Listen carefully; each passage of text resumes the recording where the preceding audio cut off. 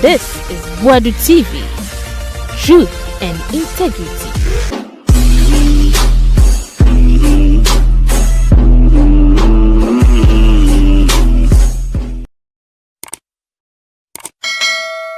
Dent na fantini bia di akonya yi wo mamu ha na asamasi se se oni obi yire da udua ababi e wo mam na wo da achim owuo na wo hon sa wo be wu akọ ba wo twu mutan obi be di uba be ma yire and the Bank of Ghana 301 boxes are dollars ne cedis wo mu mpacho ewen no sa alatani na betra krom ha atimi ate ami wate ai security amane ho wa bodam Mimi ya national security coordinator meme ya botu aku ebusan yema munyina kwa ba Fambra Body TV so say o first time na wa subscribe na wa like video ja comment so atum de mayera ase na Captain Smart akasa e de afa ni sofo bi a wo ka asem bi che no fa na gino pokwaje ma ho say before election poll no ka chen say we hu say omo ba abemu 3 months echi no na se mahama amemu no na jene nka ho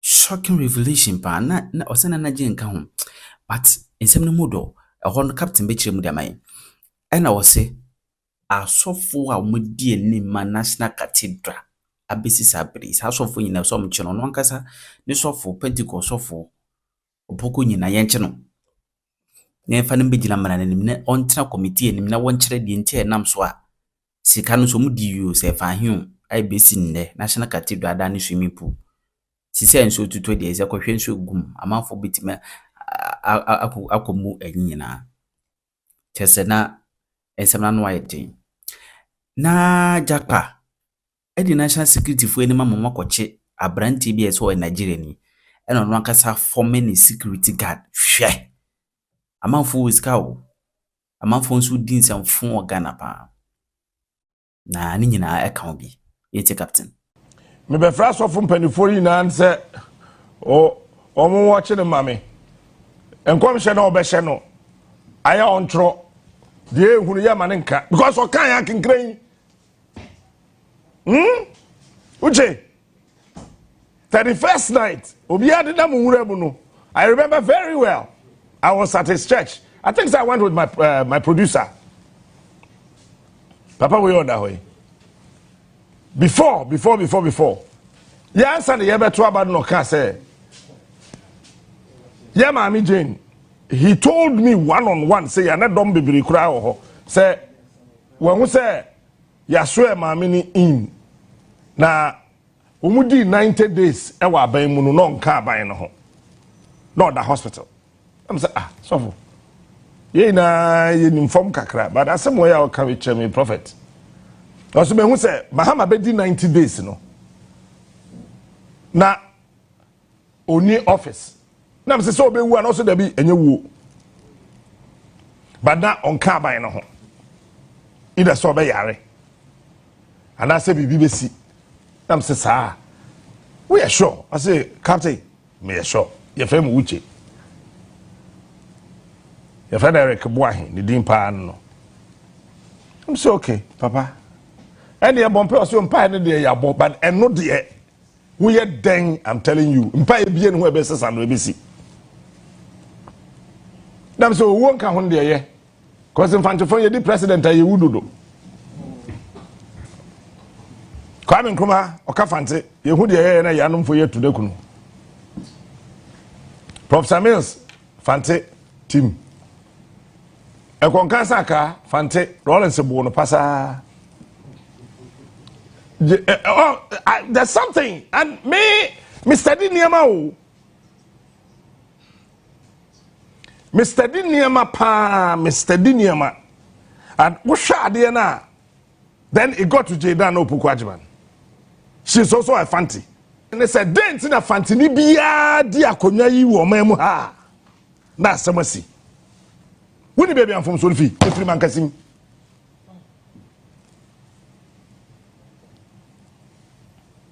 I'm saying it today. Mo amoya akonfo, mo ya asofo, mo ya adifo. Mo nkosunya wuche. I'm telling you today, ade any free man kasim. hwɛ enye bibia na nyame ye o ena enye bibia na obronsam eye o hwɛ enye de papa bia nya boni bia na Satan na eye nya boni e wasase so nyina ade esi eye boni eye owuo ni nyina ena eye obronsam na eye o ebi ho aye na eye o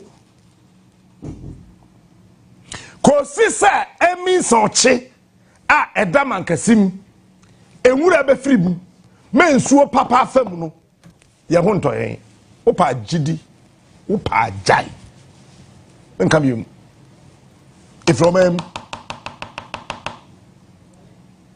enfum so bi akoso nsuo na eda ho no ba ya na mo de nkrache 7 ena ye sala ena ye all night mu di agro nyame bo ade nyina wie no jama nipa se nipa ndi so wuni ma me catch after creation God left what he created for man to take dominion. Eti say ye wadwuma ha Peter can take dominion over something. When he take dominion of that particular thing, you need to appease him. Either say dominion now what take it this one Peter this one either say this one negatively or positively. Obi betwe take dominion na boni no didie. Obi take dominion papa no de yo.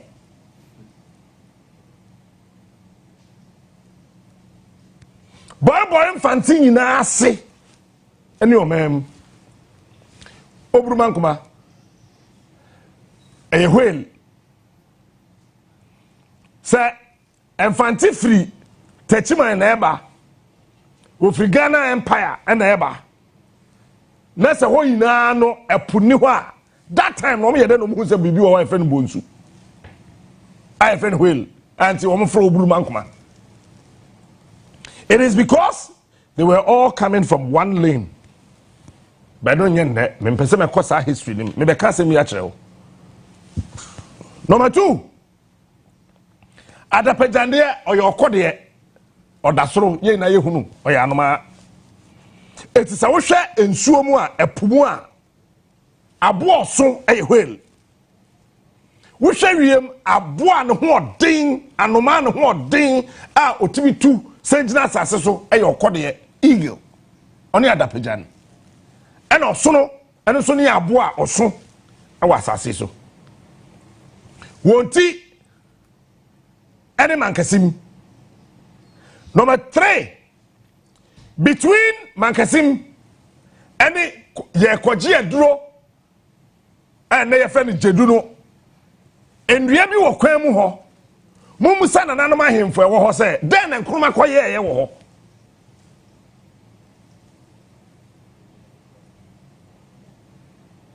One year after the independence of Ghana, nkroma koye bibi e wo ho. And don't forget say ni din no na nya nkroma o engoloma ye hunu bo na ye ne nkroma meanwhile on ne nkroma obrofudin se wodi ma me ka kire wo ne Kwame no obrofudin sa history ni nye ne ade na okoye horase de di agro besi ne Ghana pe na yetu galamse efi say normal enye normal se woni ma me ka kire wo se asase a yetesu yi nyame pam obronsam fi soro ebaaye no oka asem bi wo Bible nim ose osorofo no mundi de ena mo a mo wa asase so no munwie but when I'm trying Bible the same thing is in the Quran enyo nwanwa enti obronsam ni fi soro baaye no say o take dominion over something a wo ye sofo wo ye odifo wo ye hwanyo esese wutimi appease sa tumi no enu ntina Satan timi nya akukudro ne Nyankopon ko negotiation what why na mo ti aso dem a menim say da mo kan Bible no ti ase Satan onenam ho ne nyame afrem say hey awe wo pede wa ha say abrabo ma chinchinchini na de ma be pie ha Okay, ne nyankopon ni Satan di nkomo e Bible nyam nam tro yo. Kewo okay then an o say padi bi e friend Job. On na me hwade Job na ntina me nam ha. Ne nyankopon ni Satan ye negotiation. Kan Bible ni ye. So Satan negotiated with God about mankind using Job as the point of contact. I say then I hear, I say, oh, okay. The only be and Satan guaranteed, signed and approved. Could this see you as assessor? A one am the amount. Satan a mayor, a so no man catch it. Satan a mayor, I was assessor because you made the buy and no catch and say, yeah, one yen, then Kwana or Paddy who just say yen. Kosi say Yesu ba ya Yesu nkwaje no enye universal se wonya njini ndi ya woni sa nkwa no kosi say wo beji na die do sa nkwaje no woni bi eti sa na so for bi preach say universal enye universal it's us and when sa wo de wakoma beji die na wo de wano apai mu akọ nkwaje mu ansa wa be part of nkwaje no no ni nyankopon negotiate bisa ho say then na Satan ni nyankopon call negotiation about Job na nyame ka kire say de opeso de koye ni bia no fa koye no hwe ada okuro ma bosom ani nyankopon be kwa apamo ho sister be bere buruta wosofo bia nka say hintase mu nchabe me ka kire ne wo ye den dakoro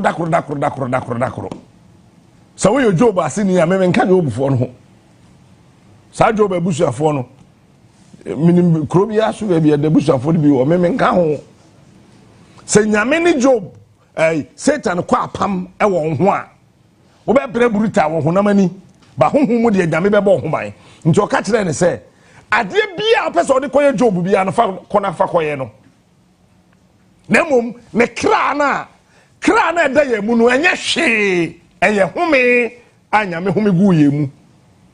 It is the breath of God.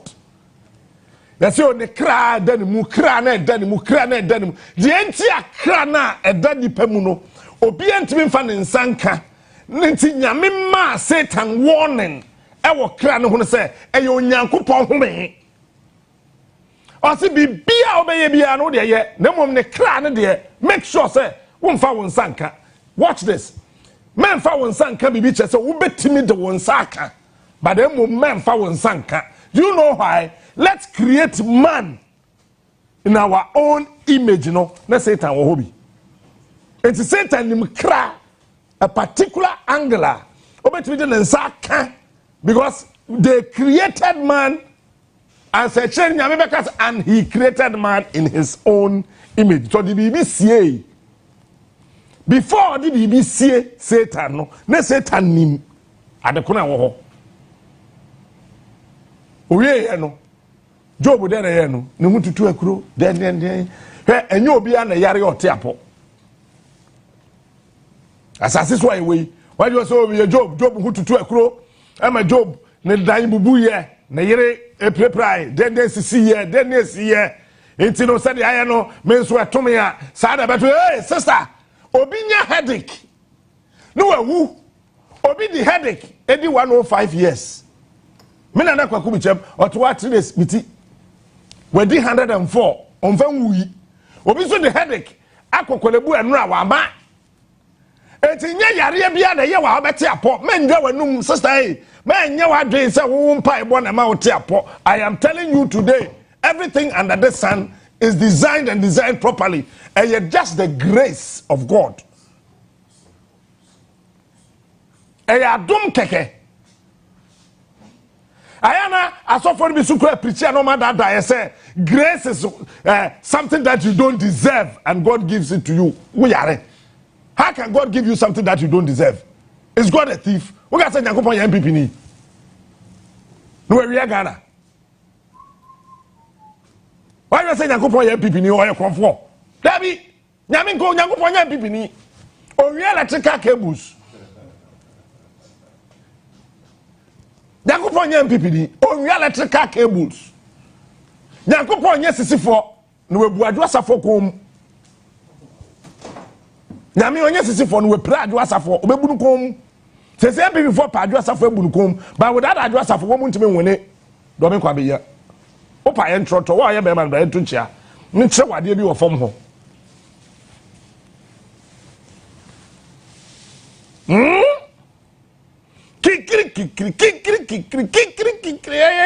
graces what you don't deserve God, hey, anything that you don't deserve God will never give it to you. If you don't know, I'm telling you, grace is the approval of God. Grace and it is the approval of God.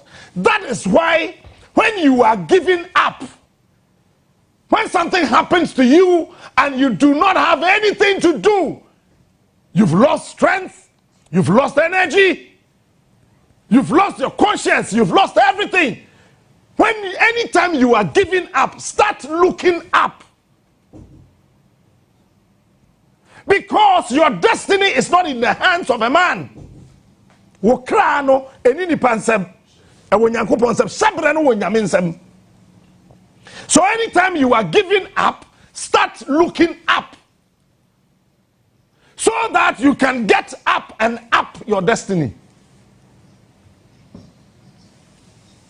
As I know me preaching, but me can't say me actually. So therefore, as I see swear to we are dying, obi adi edro. Etu body to pay and call. Man, what is a sandy pada who body to a enko no who a hell?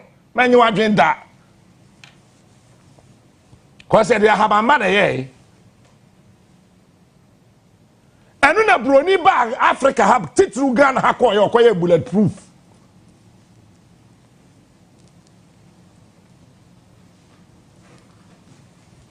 Yeah, 2 years actually. Me, I'm a Christian. Good standing member of the Church of Pentecost, but there are certain things in the Bible are so for so meka. And watch this. Satan take Job a crow to tomb. Why? God approved whatever Satan wanted to do to him. Just that God secured his soul. The soul is God, the breath of God. We no catch and say kewu. Na yire kura wa no catch and say bra domi nyankopon. Because mama can some show. So we nipa na wo domi nyankopon at that material moment na wa domi nyame no. Bibia wo pe wa asase so bia wo benya. But the near we pa. Eti oba no genjentwie no na opebiribi ntemtem ade awu. To say domi nyame. Se Job domi nyame anke kuro ni bewu. But anke Job na wiye enya akono. Eti Job ka kire say hey madam sorry free hako. Se bra enye oba bia na ne bobra. Intina asase so ye wono ye wo ma ye do mo call party. Oyi na wem. Na wa shed dinner dress ye do ye wo ma ye do mo call party. Ye wo ma ye do mo call night club. Ye wo ma ye do mo call yie ye do mo jinchia no pumping nofo. No say yeta de ayoro ho aba no nofo apie o de nku asra so no de I crucify Christ atontabo.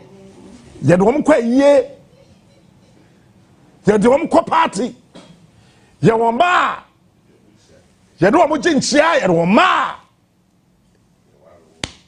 ye wo de ye ne bobra entinutie before bema be ka cho so wo ye yire wo be ware na wo ye yire because Bible say he who finds a wife. So you must first become a wife before say yebe ware. The man be be ware as obonye wives. Ye fa no nto me ka ahintase mi na akire. So for won chenti na makofa asem we na aba. And now watch this. And niema AC ewo the people of the central region ewo Ghana konya kese we so no. Kosi se emi soche yebedom yebedwim yebetim mensuo no adaho etimi yakobo pum no. I am sitting here and telling you ye the Yesu nua James be di president or Fantini obewu mo pa mo nyai me yam asemo me kan tell mo enema wo sunsumu no aya me fa nyama bi ni agro man wa say wakọ asore wa bompa wa fasting dry fasting 21 days ubewu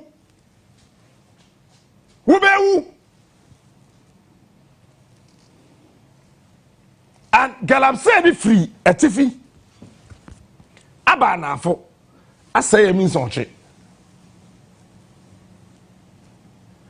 so I realize here obi anwa wedi MP e wa Axima nanima benyam da won realize here ho pese me ken hinta se me kiro alata ni asem ya na makofa ba obi anwa wedi MP e wa Axim and ho aye akono from na hyese ekosi awieye da check it edentra e yankobra ankobra ofra tuntum emi sochi ofra purple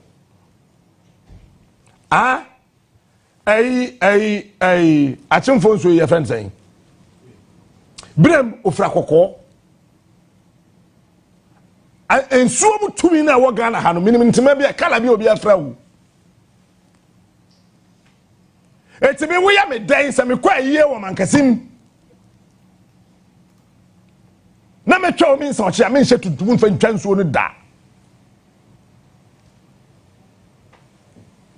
I'm fanny maybe in the grow as I so yet is so now why you're hungry ubewu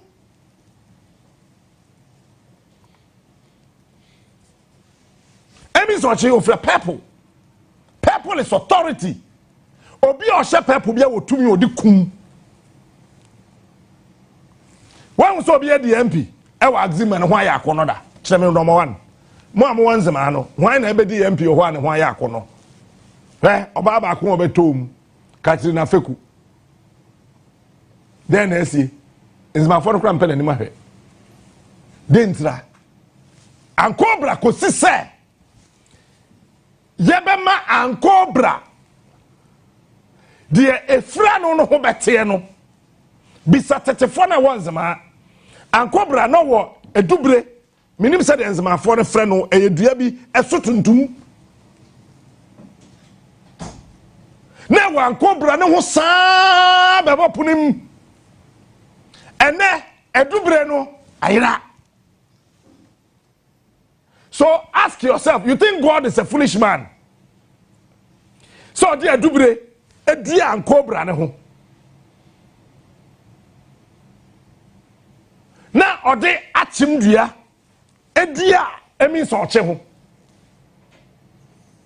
Why do you say Yankopon sabe wajimi wa ho na me onye MPP ni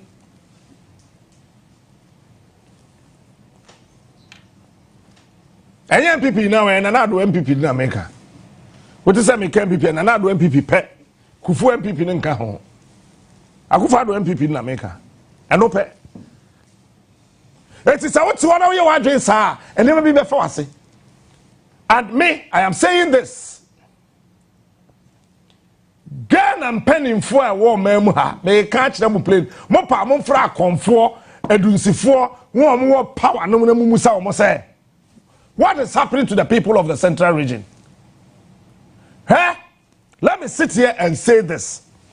One person or what NDC mu a wo munya wo mbe piano abedi president ato forcing brato you're careful. So be a piano 2028 menko ubekeb 2030. Me ano pay me by you. Obi a piano menko. Kosi se efi sa mi so chiniti ebesi akobo pum ensuo ba ko Peter se oduru ankafo a opese obebo punu mu na wasan na chi na wasan ba to the end na wasan da ne biom okwa so kodupo no wasan dane na chi no wasan kobiom 3 times as wakobopudum unsuro sometimes ya twin ye say niam anyame ye no eye kwa enye kwa o hey efom ho du if say fantin nyina ti mankasim enye man kese o eye amena kese amina Joseph yadde to amenem yadde to mu wiye no wo ye bibi ni nua ba ko bi na kasa mu ma ye nkunu Ruben na ma ye mfa to amenem ye ni Joseph ba mo pacho ye yi Joseph ba ye no sa amina ni ye si na na se ye nsi no ano se Bible anka ho ana Bible kan amina na ye yi Joseph fi mu no pacho ye si no ana ye nsi no me momu de ma dwen yam sa amina na da mankasim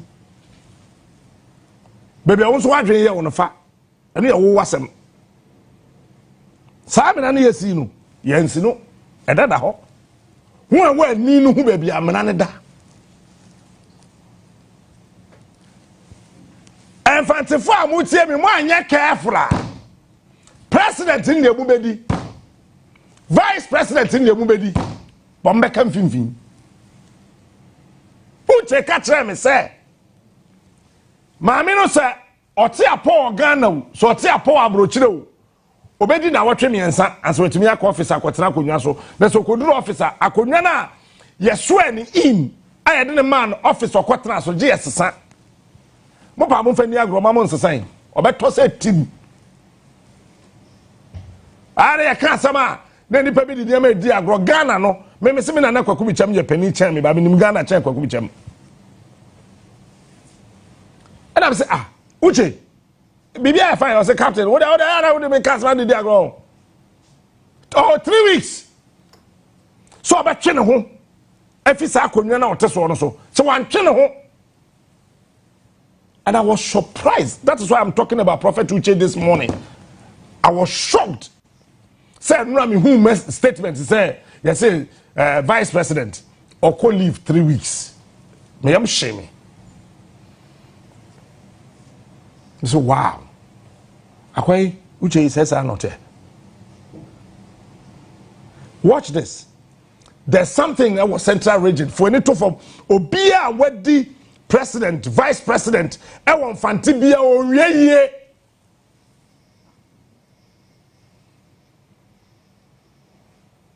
Onwieye Ali Muhammadi vice president wokroma wanyare da. Oko leave, no oko leave, no oko leave, oko leave, no oko leave. No aba.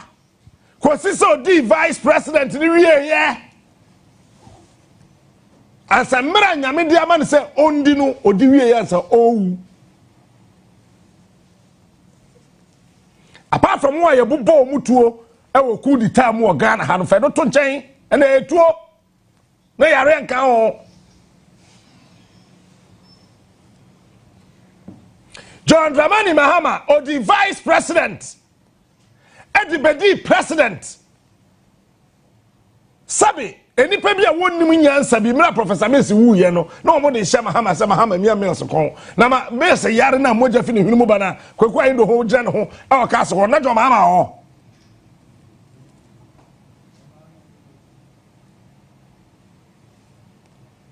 Mills or the vice president hwade di wanyare Mills no a lecturer at the University of Ghana or a tax expert. Rollins Fano, Emma Ahoy brothers in the Rollins in Yasem, Saturday one more mama and say trade road declaration or Kobodi. Now let me tell you this, baby, a Rollins planning say, Obefa Konkansa car, I am vice president, I'm gonna swear through your friend baby Mangwase.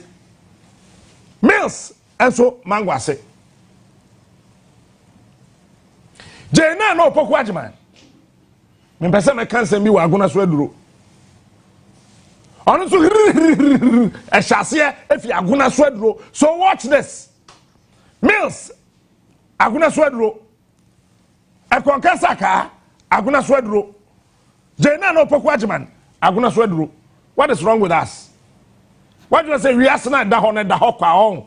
Maybe come Bank of Ghana say me rem fee here.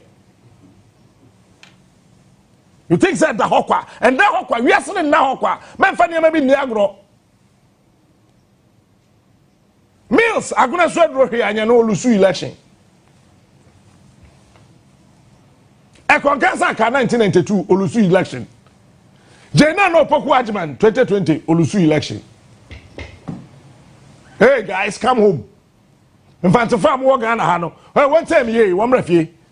Mam ka fancy, wo mrafie. Ekonkasa ka 1992 olusu elections.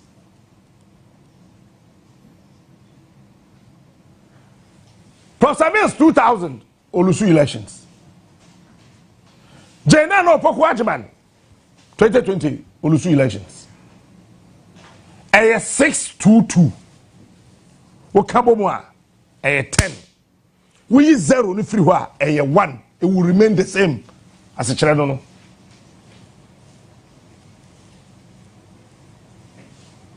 Brafie me amon komo. It is a ma ya nye careful ebe hangi e was central region so. The entity say central region by before you nan pa de pa. Enyen kuti. Enyen na be before wo mfimfim mantom won pa de papa enyen na wo hon ile yeye ya won pe. Anyen you na ja. Because that time is close and near when powers ni close in. Ewa beyifu e was central region na mo be mo say who say je no be di 3 weeks ewa chire ho but oba on so but one sha onye too strong for adwuma no me ye di for me come asem anti grace so bia be kaya de na je kufo di kanya anti grace sumaye ebe woden kra ekokoma eye chairman MK Yabua Emma to Kufuo nkra, Emma Kufuo ba Edumfa no. Go back to Edumfa and ask. As a man anti Grace kan as obon pa Emma Kufuo se kona kodi president. O mitrim. Anti Grace ne baba araba Rebecca okọ wu. Anti Grace as CST. Apem. What's it? Apem. The same as na araba Rebecca so kan as ono so kona ma me wu Thursday. On Thursday. And then maybe how many you say coincidence. To them person make sure say central region I him for more hono. Nana no him for more central region. Nana no him for more central region na mutwa moja. Egunsa etu amena eya mane no. Nana no more hono mo mani na ho. Na the same no enye. The same no enye ensu e wa central region nyina buafu medical catch up en me catch us o mkoye nhyiemu e wo kuhia enipa bi ti kuhia asen kuhia ntemase cause that time na central region baby a efi eni eye kuhia entina abosom no nyina kuhia wa asen kuhia because they needed a place where it is clean and devoid of dirt no baby efi eni.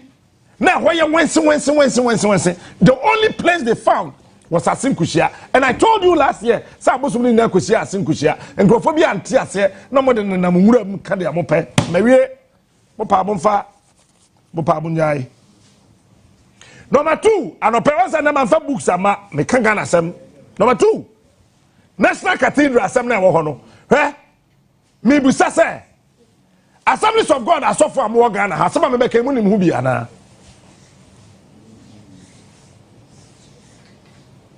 Roman, Anglican, Presby, Methodist. Asama me beke munim hu bia na. Me busawo. Me am sorry the Church of Pentecost. Asama ya me beke munim hu bia na. Any asori aka e wagana asama me beke munim hu bia na. Abraham. asofo mpanifo wo krom ha started blackmail John Mahama.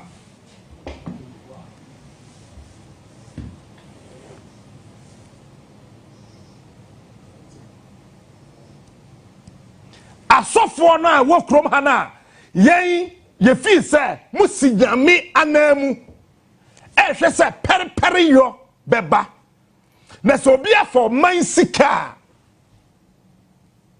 ye beji ye sika fi ho obi di boni a ye beji na boni no ekunu because the wages of sin is death. Boni aketua eyo wuo so wuo na ehwe ne yo wuo se wuwu sesi ya o boni eya aba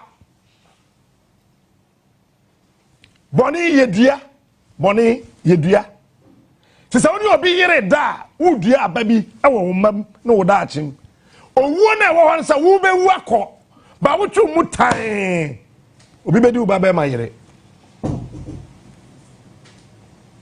one day metro kama na ya ka na metro kama ase nyenne Peter only mani asofo ne ye asofo mpanifu a woga na ha kohia John Dramani Mahama and you say a telephone call they called on the president and that John Mahama said we want to pray with you say na asofo no boa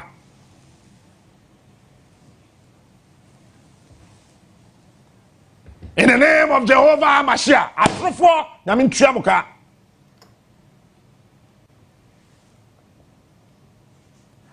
That president said we want to pray with you. One question John Dramani Mahama. Asama asofo ni nyina ekoye enipa baye 19 ekoye na wansam na say the president should not prosecute anybody about the National Cathedral. So yes sir, they will turn the church against John Mahama. I am saying it. I know the nonsense I am talking about now. That's a precedent, a mistake. And this is the word they use. Your Excellency, do not make a mistake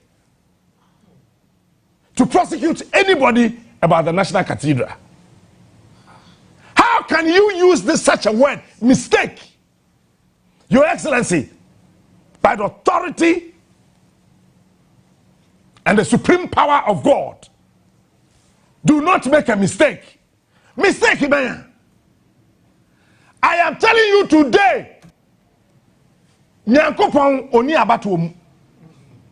God is not a voter. He doesn't vote.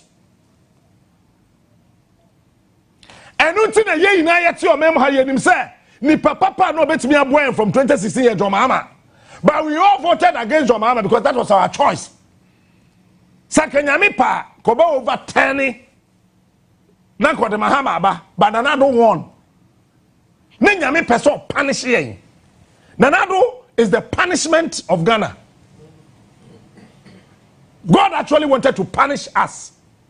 Said my mama doing for the lack of knowledge my people perish. So we were perishing under Nanado, not because of anything, because we decided to neglect somebody better for him. Na asofo na wo Ghana fa mu temi ye asofo akese wo me bi sasa Pentecost asofo na mo ka ho ana is a question me can so be can I'm only asking you me mo bi adi o Anglican Presby Methodist asofo na mo ka ho ana I am only asking you Roma asofo na mo ka ho ana. Now watch this. Asama mo ka kire John Mahama bi omu ne say. Mensa Otabil or your ICGC or your one man church. Now listen to it very well. Mensa Otabil your one man church wa resign or no or your one man church. Takiwad Mills or your one man church wa resign. Eastwood Anaba or your one man church wa resigning. Yem papa Archbishop Nicholas Duncan Williams or a one-man church while resigning. Your Excellency, who are Casulina, no, one-man church, we will turn the church against you. Hey, this one, I want to ask the president to come out and say that what I'm saying is not true. Hey, and run a metia, no, yeah, somewhere to metia. Down more quiet and you ran am here. But I may tell me what says, eh? The ATM more money if you are sorry, no.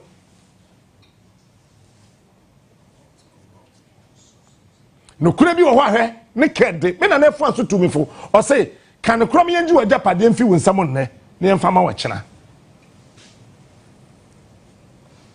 The church is the biggest problem of this country. When I say the church, I don't mean your church. I'm not talking about my church. I'm talking about the church. The church is the biggest problem of this country. Why? Because Fakina is the former chairman of the biggest church in this country. So what? So what? Did anybody ask him to superintend on such a rot? Did anybody ask him? No. Voluntarily, he decided to join.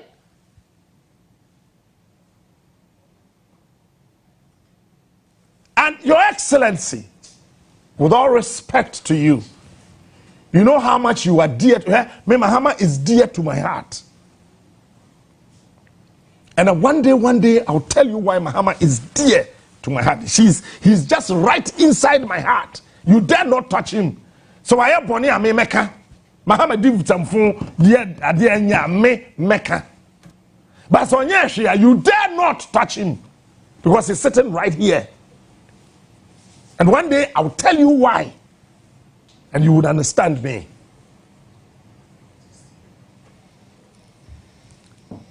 I saw for a more man. Share, Your Excellency. So we am from Swan Yamino do buy na.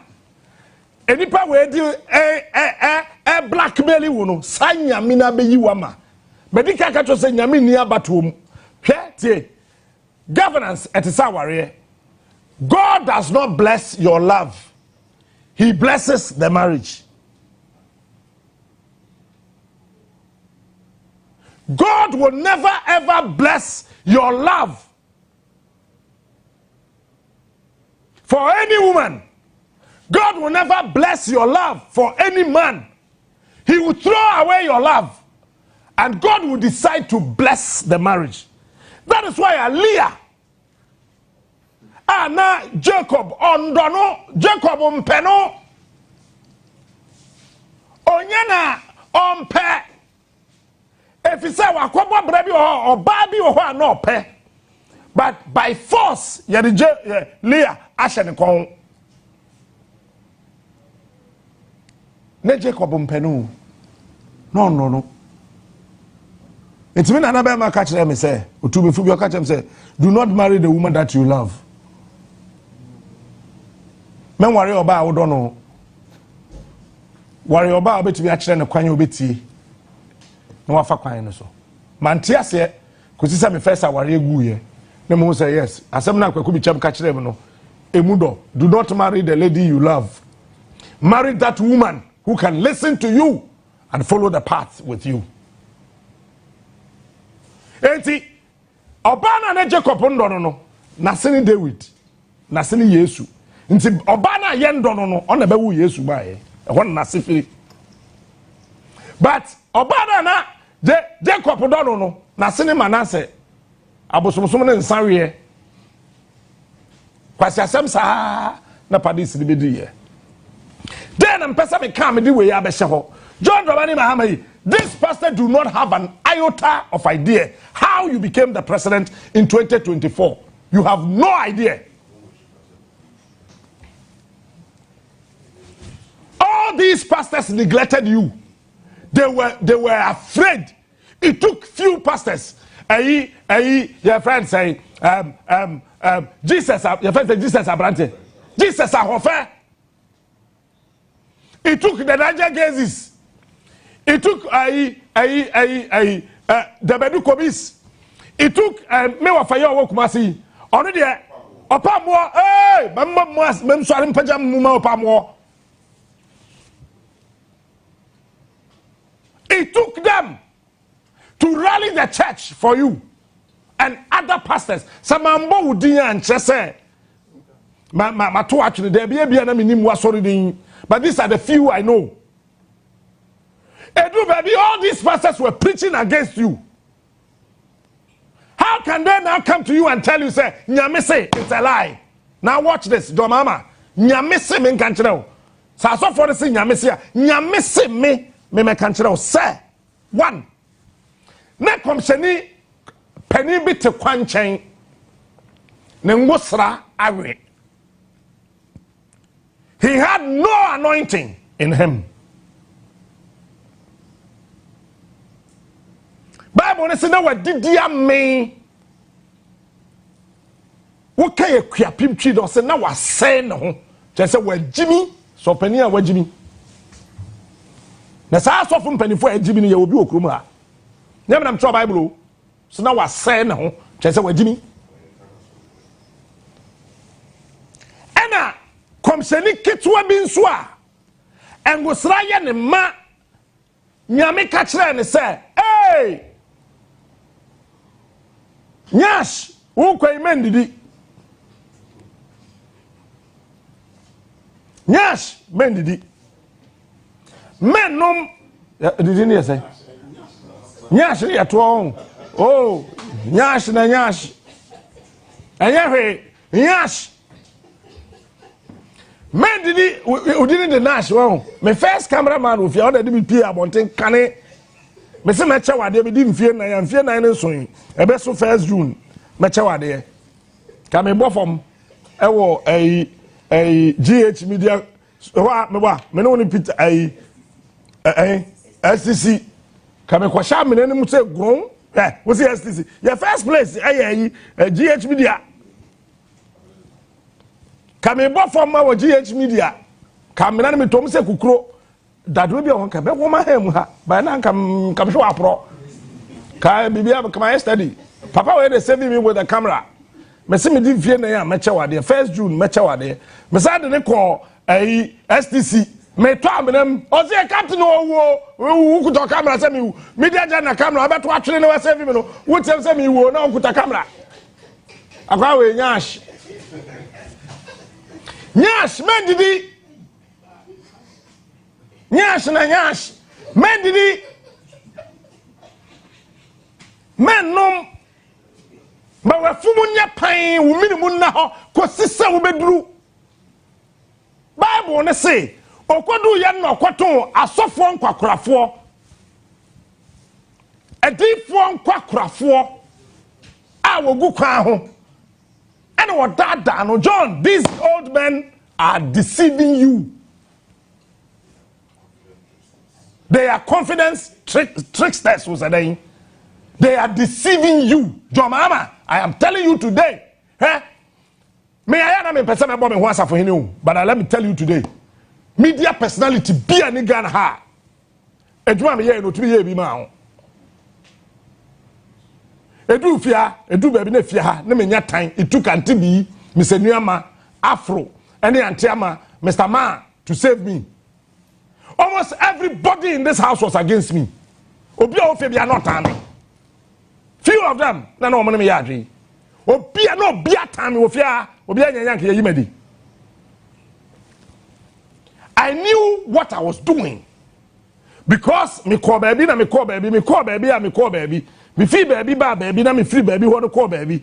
Ye kwase baby pie baby didi baby. Ne ye be num baby ne ye betena baby no. Na me hu say ba o me an win election na Ghana bebo.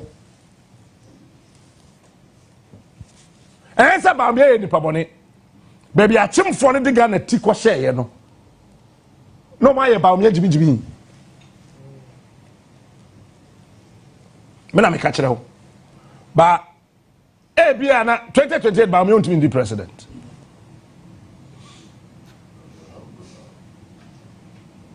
ba ye bedware no ma na dwemu ada ho be be omde ti ko hye no ye be yi ba o me afiri ho ba 2028 emfa minim de America woda ye na nipa bia be wu ba me ko sise me wu no me na tu de da John asofo ketwa komshedi ketwa no kwato nkwakrafo na egu kwa ho no aso mka chen say oh na yes ye old prophet ancient of days ni ato nkwase anwoma kire wo eno ka so didi nom sanya na o ka kire wo se men didi na men nom no sanya nkopon kro na ne ma be kasa. Let me say it today. Nyame ne akokora nkasa. Any Bible, enya biblical. Enya Quranic, any Quran munso. Nyame osom kwakorafo dae. Nyame oni akwakora bia nkasa. Me na kwaku bi cham nyame oni ne nkasa. But I show bi bebu say then na Moses di over 500 years na nyame ne nkasa. Wo nyame ani so no that time no na Moses oya brante. Ba yenye mresoi akwakora ya akwakora. If say Moses time na Yesu nwui. Abraham time na Yesu nwui. Abraham try bi ase ko bema ne ba Isaac. Aye to say Yesu o de ne ko ba for de yame anje amfa. To kire no dwan representing Yesu o ye dwama o be san ba bium. No be wu age. Isaiah time na Yesu nwui. Ti that time na kwakora bom no na nyame hu ni se eye branti bom eti David ba akwakora na owunu na na dwenya se still asa de ne da ho na David wura fi se David ntinim na Yesu be fi ni ya twe Yesu efi David ntinim ti David se da ka kire nyame se oh se me sama ho odin sa ya me mpa me Jacob se jajimi no na ma twe ntinim awie meyi na frim eti se wa ba akwakora bra obekọ ena David ba ni patibiem ofiri nyame tibiem ba ni patibiem ena o mka say David di opema na ne je ma kokko tiatia ho kwame nkroma kokrowa anya tenten David on pem ma tenten pem kokrowa ntentia 5 ho ne ho be 5495 ho no ne ade ojiji dem ni mpoku asiso Bible say ye de oba ne ko kire David akwakora yare wate apo eti that time na sa wo ba kokora nyame na ma wa hoden ebedu there with the last person so no nipa na ma na hoden oba ne so je ne ba bia ne nofo ti be ma bi onum nofo bia na dwen adwuma me ma ta num nofo no ma dwen mu da na nka kire na dwen num nofo wo Yesu dim ye fa no nto nchen akwakora no da komsheni ni ka kire ne say the same yankopon no kasa no o se me nka cho se didi num and a komsheni kitwa Mahama or komsheni kitwa. Every leader is a prophet.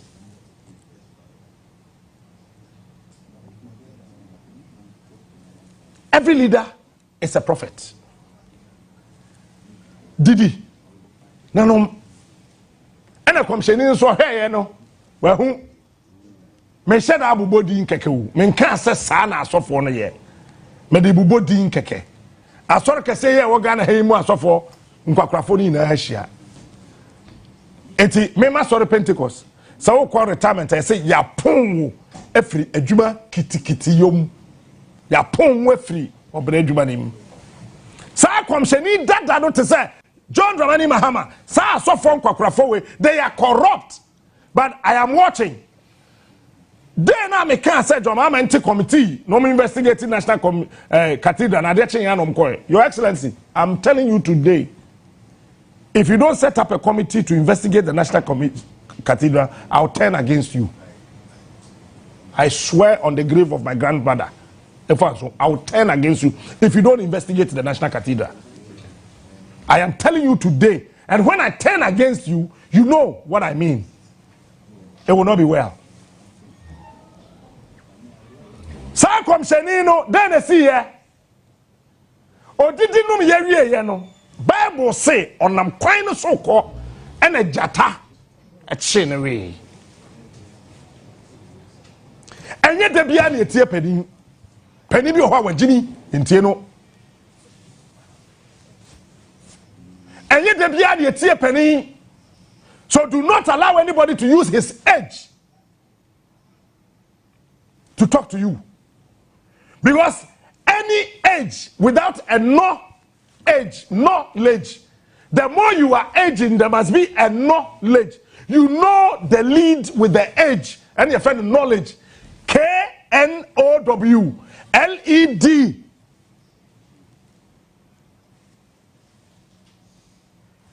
Emo bia wanyini enti Job tro say enyo bia wanyini nanim nyansa. Hweye won panifu agimi bukrum ha na mka kire o mihia bia na nansa o man kasi nkwa no tutum sa papa no wanyini ba wagimi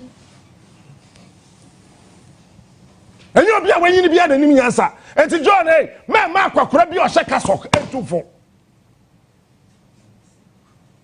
How can you tell me say Yes, or dying amenyame? Why did God ask David not to build the temple? Because they moja abanensahu. With boni. He's the one God appointed to build the temple for him. But God stopped David from building that. Why? Because there was blood on the hands of David. And on the man Solomon. David did no Jim Crawford. Solomon Suba say fine. Me papa moja na ewo mu. Me dem njo bia here ba be ware fine. Uja fi wie okabo na 1000. What here bomb pa ma oba se oba. Nyame ma ni nyansa ti say Solomon. Oba ne pe ma wo se won ti ase. Solomon moja ne ma pe wom.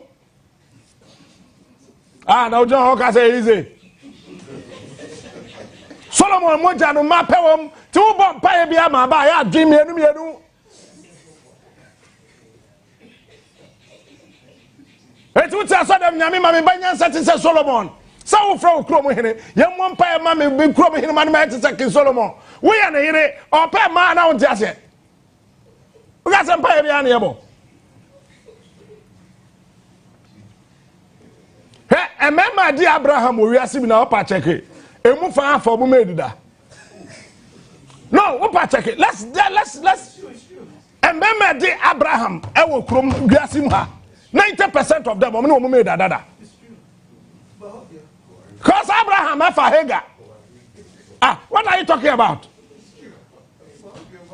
Oh, you think we don't know? We know. What's the more about? Oh, well, where did he made?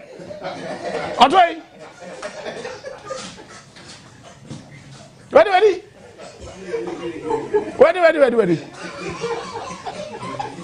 Ah, Upa check it. Upa check it. Upa check it. I didn't know what more do we are CD agro. Me no na ha me no. Sa komsheni no akwakora na ma komsheni abrantie no ewuye. And the Bible said what? And the land had no prophet. Cause akwakora no nyame ngosra na we. Abrantie na ngosa won so jatache na we. So there was no prophet. John Dramani Mahama, Your Excellency, I love you. You are like my blood. John, what is a moja na ewo mi mu no? So what yes aso for when no blackmail you. Et said David a moja won nsa ho. Na wo woni David aye adwen. So unkosi dan no. David di mirika be kwa kokan asrafo emenyame asoma bofo ba ko abekum mema ne nyina. Wanye careful trouble be count. John, investigate the National Cathedral. Because there's a serious criminality in the National Cathedral. Nyame empe. Oseme meka nkyere wo say ompe de ye course wa ye di ni din epra o my Ghana. It is asofo na me bi say Pentecost asofo na mo ka ho na. I am asking you, be me mo bi adin. Assemblies of God asofo penifo na mo ka ho na. Opani ko jo kire. Aye bia ne say na okasa. Hey, biano na press before Kawana. Jiamin Susha or Mammy. Roman Anglican Presby Kawana. Come shaho. Asofana mukoye na mi womudin womo pictures. You guys are murderers. You are dangerous species. You don't deserve to live with us. If I were the president, me do nyame kadade na me mayeche mugum. Na kama sori ma bebu sase, dentina your excellency, watch it. Software ne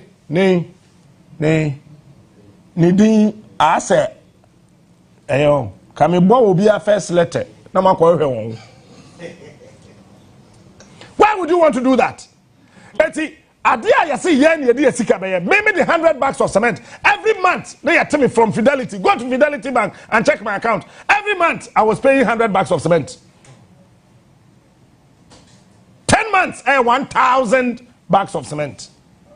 Do you know how much? How many bags of cement are me? Matter for the National Cathedral. Basically, the National Cathedral platform, that's so we won't be free so. These guys are murderers. They are like David. Moja or Monsaho. If you say, painphobia or yare, ekotria tax.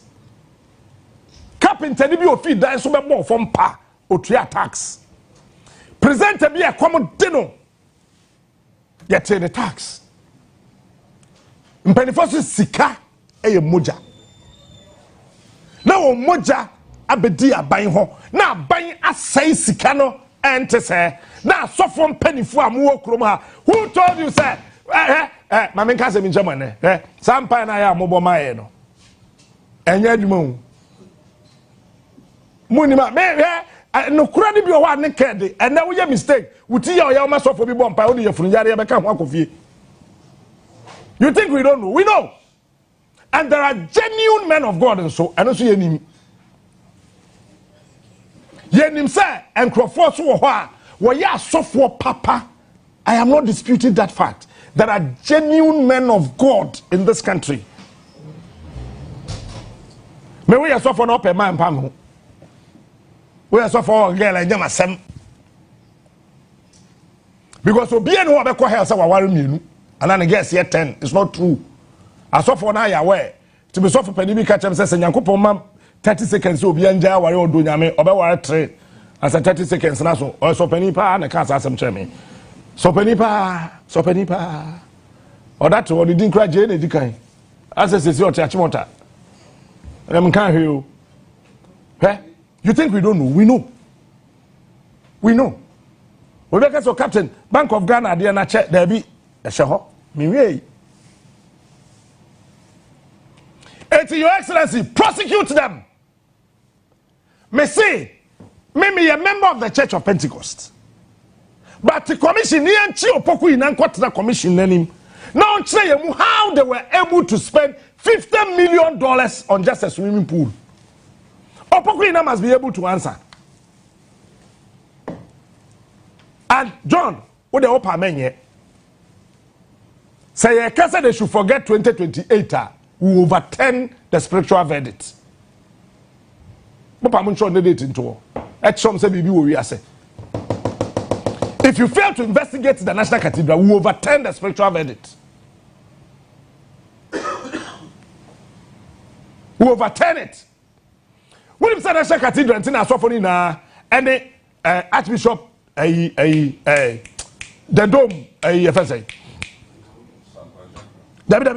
dome, dome. Addison yaka. Now say you see Adena Manyankopon pa. Addison asofo na akwa say samkwan your friend say Addison any samkwan chankra omo ye ndisi fo ntimen fa omo nka ho. Say you see Manyankopon pa. Addison Peter wonim reason omo de mai. Professor Mel say yare no. Addison de samkwan chankra na bom pa ye ma no. Eni ntema omo ye ndisi fo. How? These same pastors, these same bishops, these same prophets, they came to you, Your Excellency, and told you this, and you are aware. Say, I say, I did some contract because they prayed for Professor John Evans Fifi at Mills. In any case, so be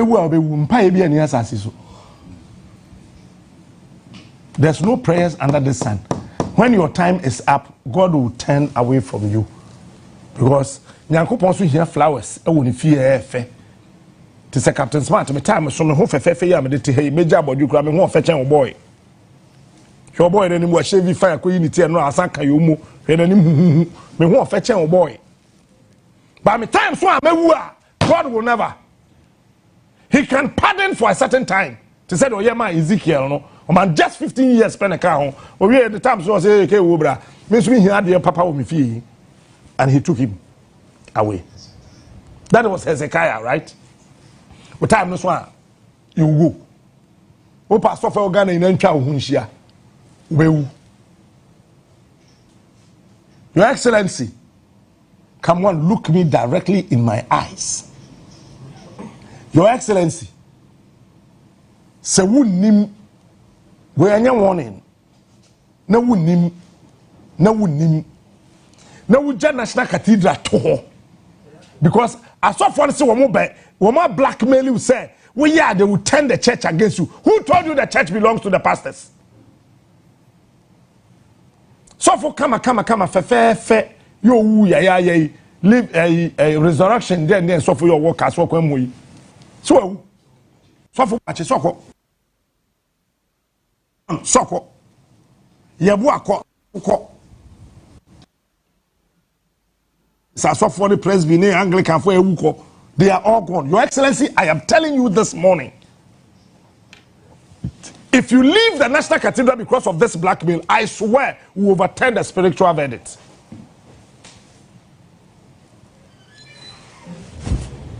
We overturn it. Investigate the National Cathedral. Prosecute whoever is involved. Because the National Cathedral pay won't mean she'll be able.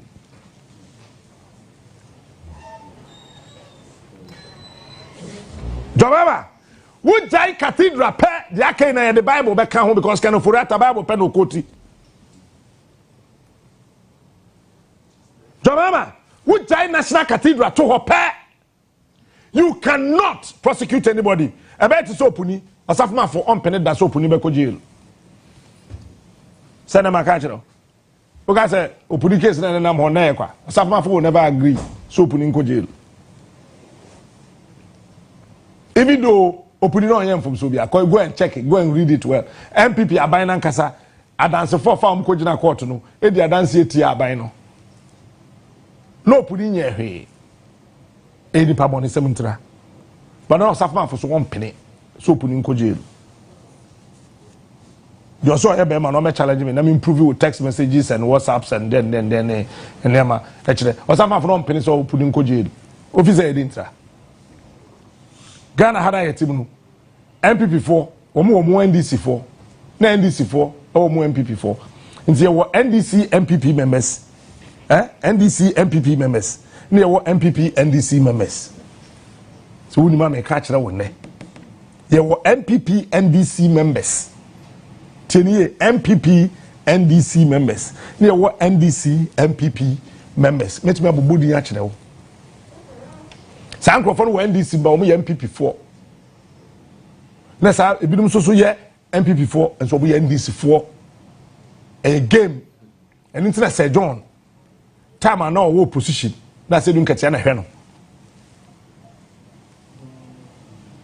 say dun katia no e board chair e obuyi otwa blocks a no ama Sir John bi no dia kosi dan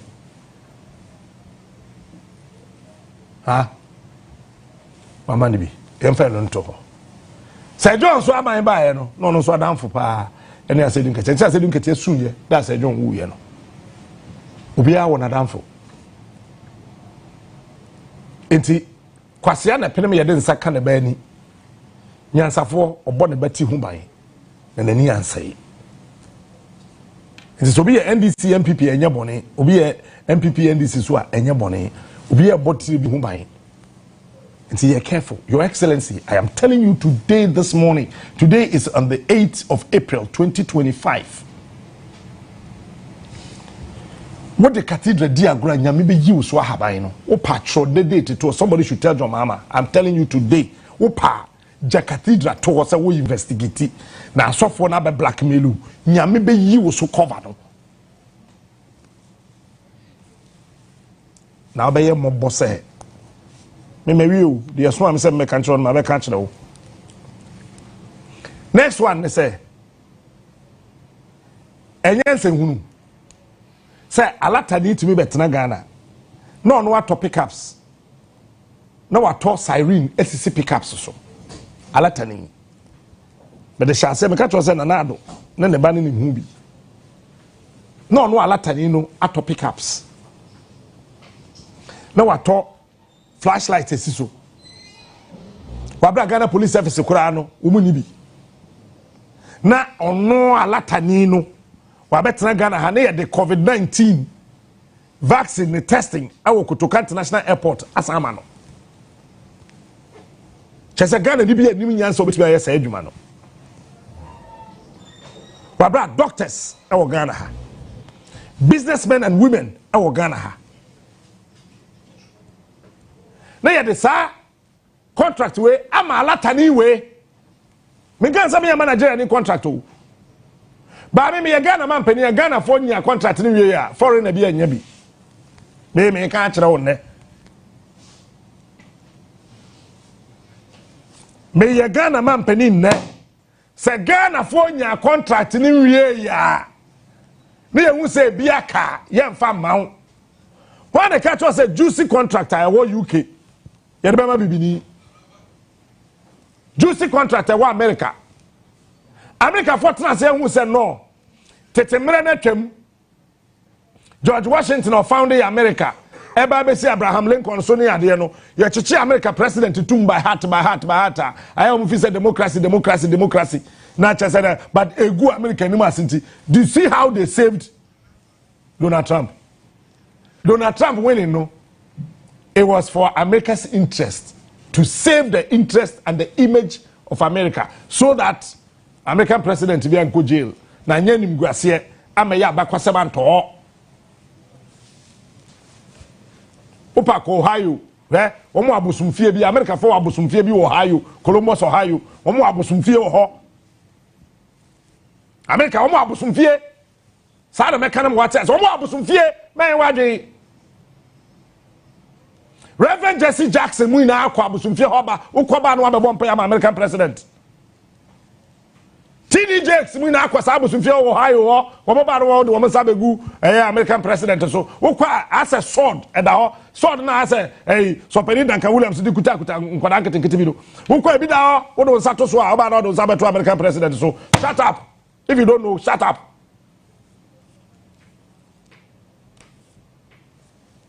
na alata ni we abetra krom ha no abeti Ghana boso me Nigeria for bomb abaso yeah ma me shebo hene but it doesn't mean when stupidity is happening we should not use the last stupid to stop that stupidity. Now no sa alata ni na betra krom ha na waje Aurora apartment na boso because wabenya na onu atimi ate ami wate a security amane ho who bondo can you do this in Nigeria? Na Ghana police service abase you invite you to police station or this the car a block kwan so mo bia nko bia ma wa bodam me ye national security coordinator me ya botu aku me sa mo akro na yedibu man no minimum ye o Kwame Nkrumah kofa PDS ba you say hey autocratic I'll kill you if you are crazy next time you will think abodam no alatani no enya kukuduro ama the boys abu police for are you crazy?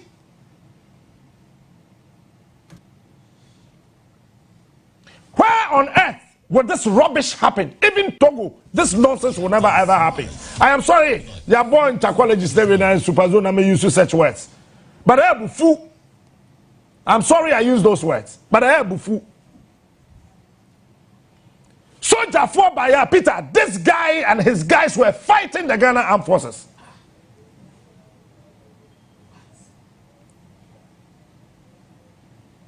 These guys were fighting the Ghana army, the Ghana police service, and the Ghana national security.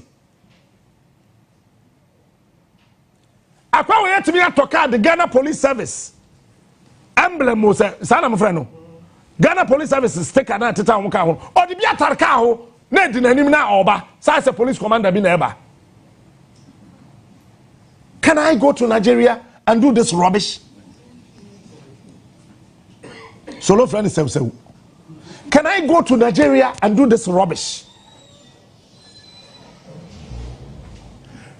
Na ono alata ni we no etimi anya akukuduro any Ghana police for kontokwa. So I have my men. Really? How I wish I were the president. Me do nyame. Ah, come at shop busumi ya yedua me bro. Me ma men kase me ntra mo Ghana for. Ye wo kwan ya ye fa so ye buman. Leader bia ni timu nya din bia ye kwasea.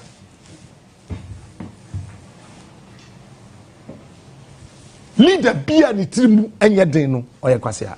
Ontimi hwe o man bia so da. Professor me said na me asomdwe hene me asomdwe me ya. Obi awia nyama free ha ba say we asomdwe ya say asomdwe hene ye de twaduane. Asomdwe ye de den. Enu na men sia. Chidi patman say asomdwe hene. Asomdwe hene de den. Nyankopon Bible say ojai ebo efisuro ebenyam nkrofo o Hebron. Obi say Nyankopon no yen. Eno oja aboom. Nyanyame na paye pum. O ma de Mose abake ka de ball red sea mu abie. Egypt for some say nyame na ball mu ana mo nyanipa. Na Israel for na twapo kokko na wie. Na Israel Egypt for ya be fifi. Na nyame aka egu om so no akum. Nyame de ono nti Egypt for no nyame no. Is that what you're trying to say? We leader talk about trimunya den. Mia obi. Na nya hyenso de e manipa. Na sa alata ni we ni nam kurum ha. They had to call Japa. Under a former colonel of the Ghana Armed Forces. As a Japade, additional men ever. As a mutumecheno. Krobe so yedi sankwa sesemu. Oh, because Akufo-Addo did not better kuruma. Jim kwasi asem sa. Oh, I'm sorry. Akufo-Addo di akwa we ya betra krum ha o de adwuma no wo Kotoka International Airport office wa benye ska Ghana enti bibi ope bi ope so ye wo krum ha. Why? Pacho, why? Banko na se echana me wuram. Why? No ti kroyim ye de ope. Na oba to say president timba timia tomoto ama boys e the siren bom oba yo o say Aurora apartment no e wo Jubilee House nchen hwa eti say oba wadwen yo say okọ Jubilee House o fa nchen mu ho na wadwen yo say Jubilee House no okọ enye Jubilee House no okọ alata ni na eba.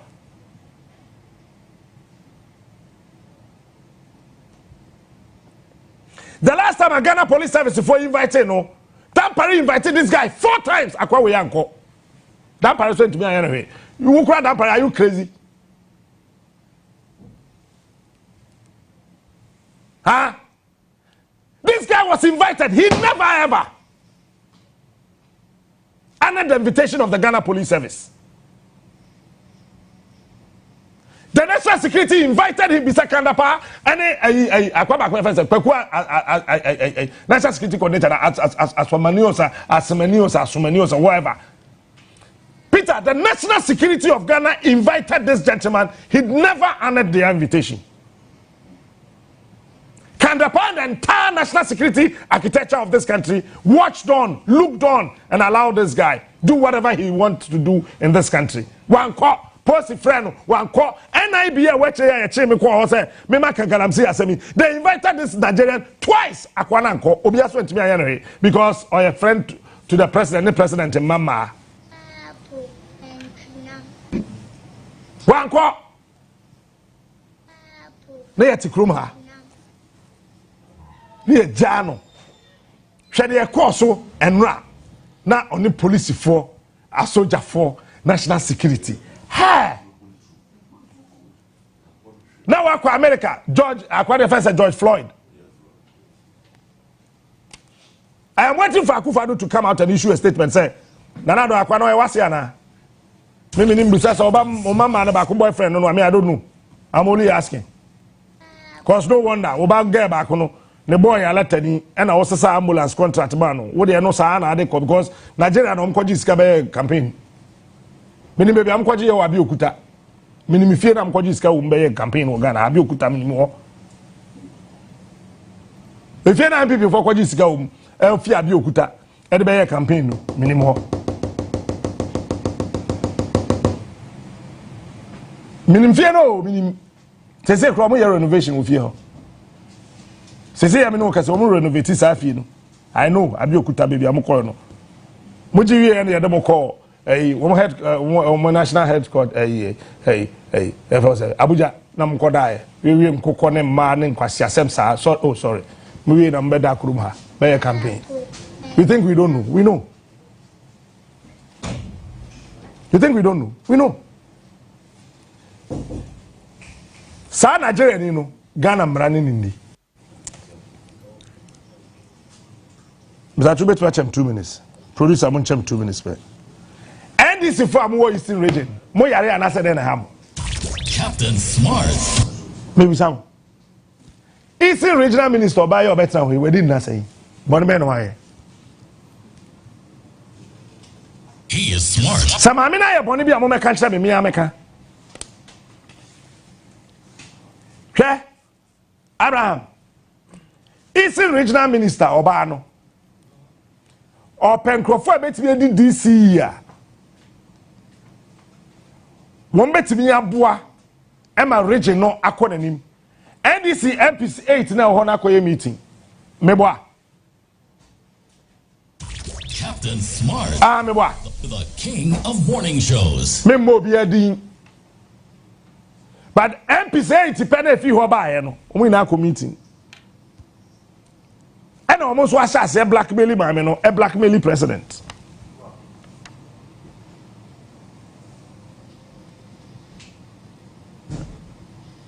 And as I say, I know my says, no, mammy, no. The way I all year, Jubane Kono say, woman, I'm holding in Tema. There, any petty person, your origin, Nimunu, or man, or more crime, or money. It's almost started the dinner say. Yeah. They've started destroying the woman. But let me sound this warning. Mami no ya boni a me meka. But until that time, mo sha se a mo tete Eastern regional minister, and you guys you got to be careful. Can Crawford sha se wa Ashanti region? Minister ya fe say. Amo akwahene. Na mo de masa mo kwan so enu akwan Crawford be meeting. E wo ahunjo baby na NG cream fie wo Charlie Set Hotel. Yes, assistant in Kura. Baby, I not Charlie Set Hotel one. And go for Koyam, acquainting home meeting, Metona, my Sana Misre. My waiter, Mudidi, and I'm a Samu plate near the Namahemo, Namos Misre. Captain Smart. Namo, yeah, Ashanti regional minister home meeting, say, Mobile say, or say, or the Bibia myself and Ashanti Fest. Ashanti Fest was Ashanti Fest. Say, a China was a day, and Saturday, and on Mesha say, they are finding a very nice way. Yeah. Regional minister, I'm telling you, sa hotel or nan Crawford to and this from 24-3. Anyone I can't hold on to almost on best Ashanti Fest. No,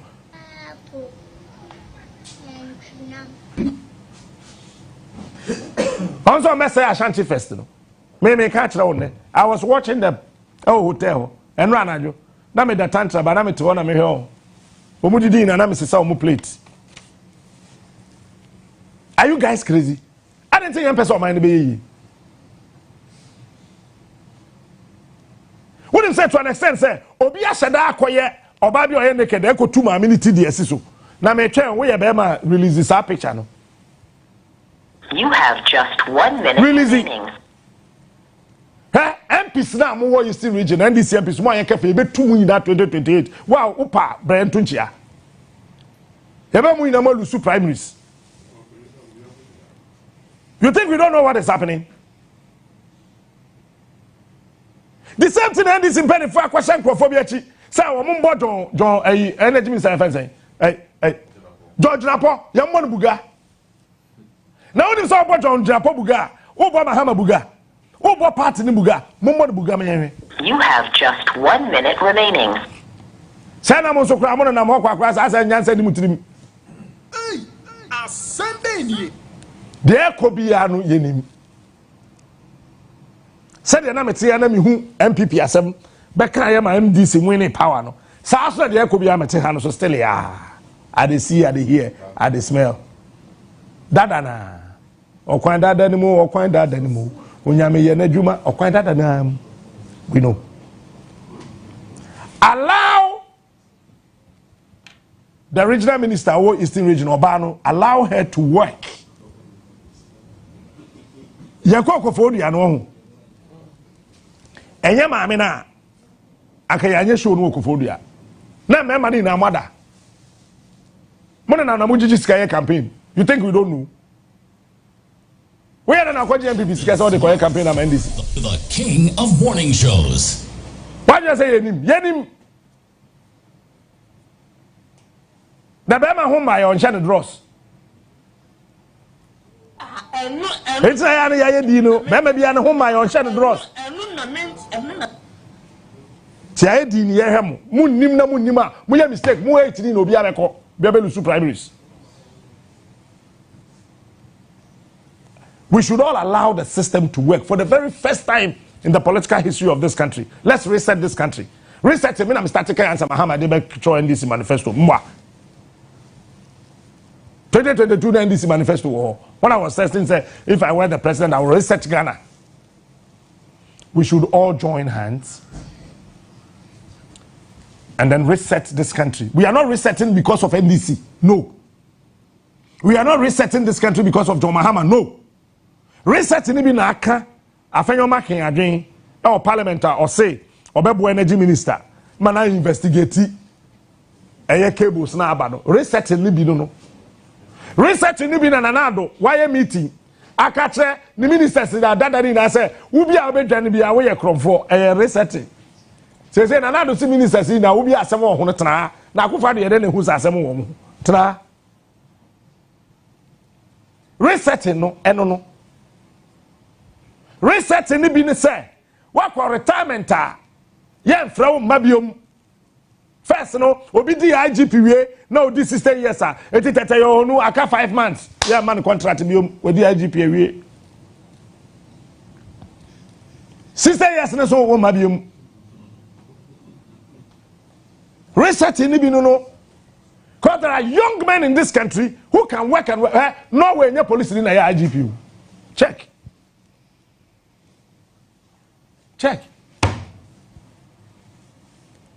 Yeah, do baby, we have to reset this country. On that note,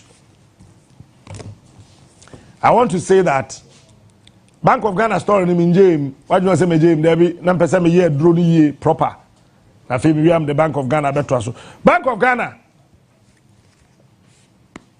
But me musa question we na me nko. Ade ba ko ni say me busa openi NS your friend say NS Addison.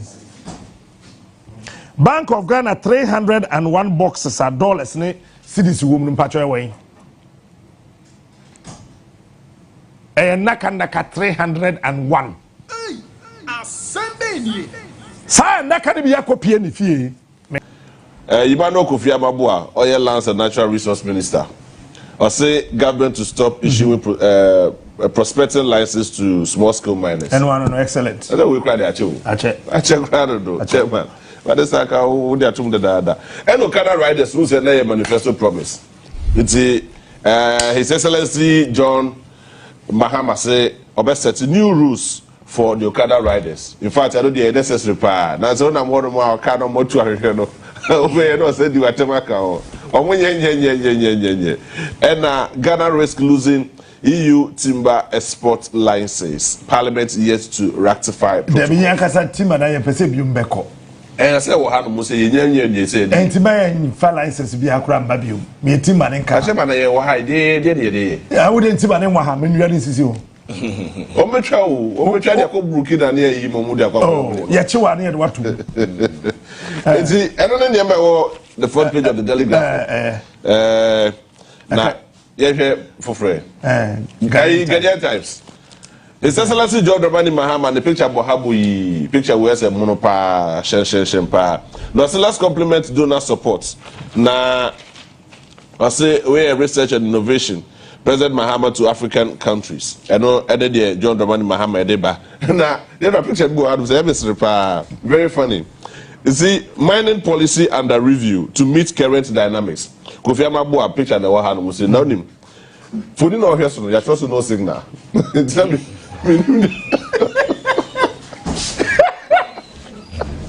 Adiana. Oh, there should be. Let the actual also do. Eh, baba kuna ho ne. Oh, just man. Oh, here no signal there no. Oh, here no signal. Oh, here no signal there no. And then you have pa. E je dey Kofi Amabu ane before we can be no sustain key interventions to improve lives of women, children. President Mahama dey here for African leaders na mo ko jiskara na mo di no. Jemi fafofro. Na Daily Guide. Say propaganda na no be. Say Yakusia Menu question Ofosu Kwache over air-made flights flight number on the page says security operative rates Baomia's ADC's house. Very good. Oh. Well, this one can say Obi afie yet be ready. When nya dey ye kasi ready ufia. Se blata kwa ready ni fie. Ti ready ufia enya hwe. Na dey be enwa. Iti ufojo. Sofo. Ono wa tra sofo moko. Iti ufojo. I will use sofo ana. Oh, ye baller sofo papa. I'm telling you. Oh, no, these are the guys. No. Oh, ye baller sofo. These are the crofo what system ni mu a. Wọ́n ṣe da fa Yesu Kristo sɛ wɔn bra panin ɛna wɔn de ne nam kuro nim ɛna wɔn de Yesu edi nsɛnhunu kurom ha ɔyɛ bɔɔla sɔfo. How can you tell me say whole reverend minister wodwene ɔman ho cause security hɔ na kɔ kyerɛ nsɛm a wɔsɛ ɛno deɛ menkɔ because I was speaking on behalf of one. You were speaking on behalf of who? Oh. Na wɛ friend sɔfo moko a yɛsɛ akɔ bi asɔfo ntɛsɛ ɔyɛ sɔfo bɔɔla. Aye. Ɛno na wo kasɛm bi so wɔ ha sei. Fake currencies found in Bank of Ghana boxes. Oh, me my boss say Bank of Ghana governor no. Me be a simple question and no pay. Bank of Ghana boxes na de krasika ba no. 301 boxes na buy no. E wo hin cause empty ones ni bi woni fie. Sir. On why aware. On see on the far newspaper. On say Bank of Ghana box na de krasika no. On the far newspaper. Empty ones no.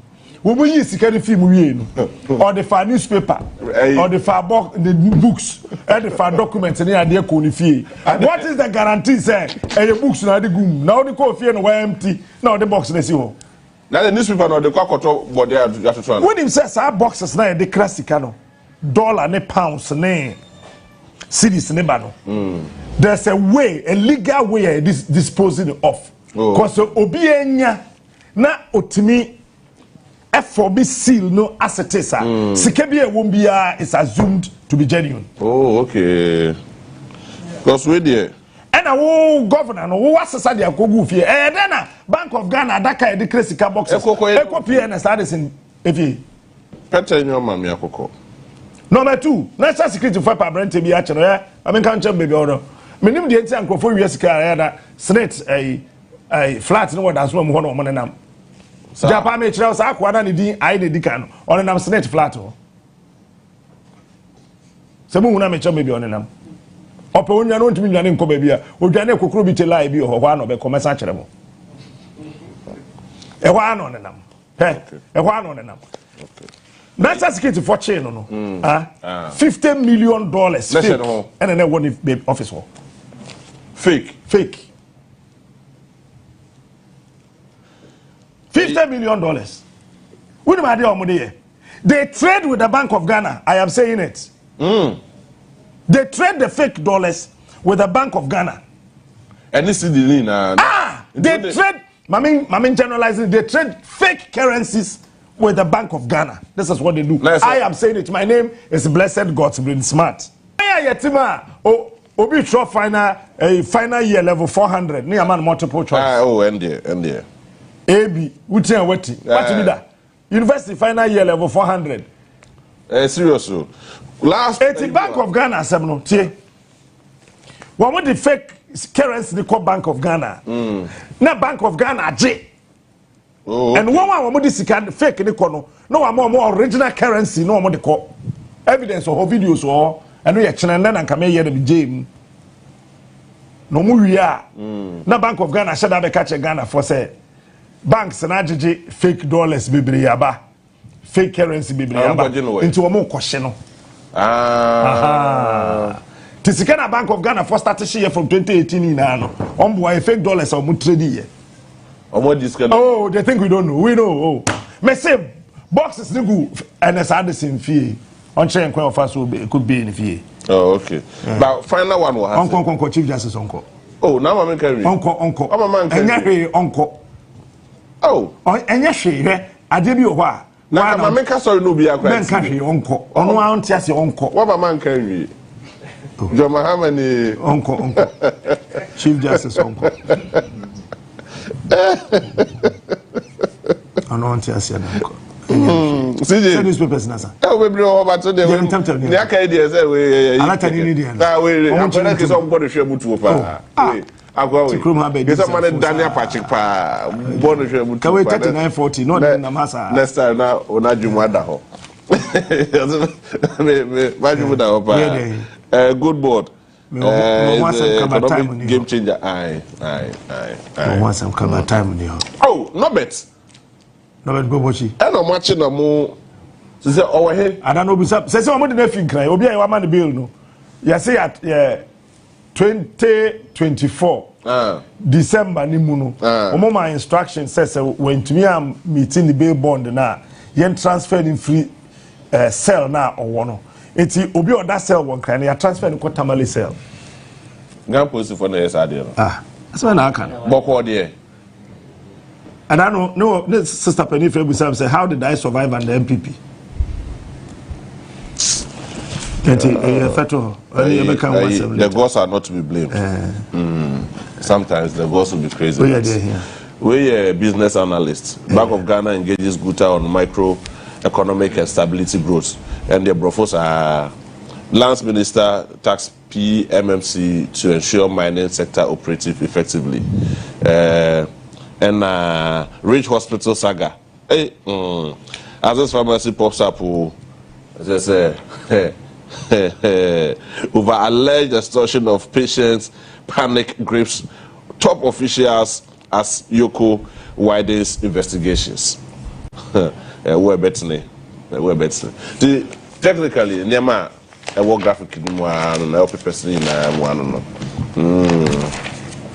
But then I may the woman who interested me CJ there no. Oh there. Yeah, about drew her. Sister, so oh the uncle in yashi, on the yashi.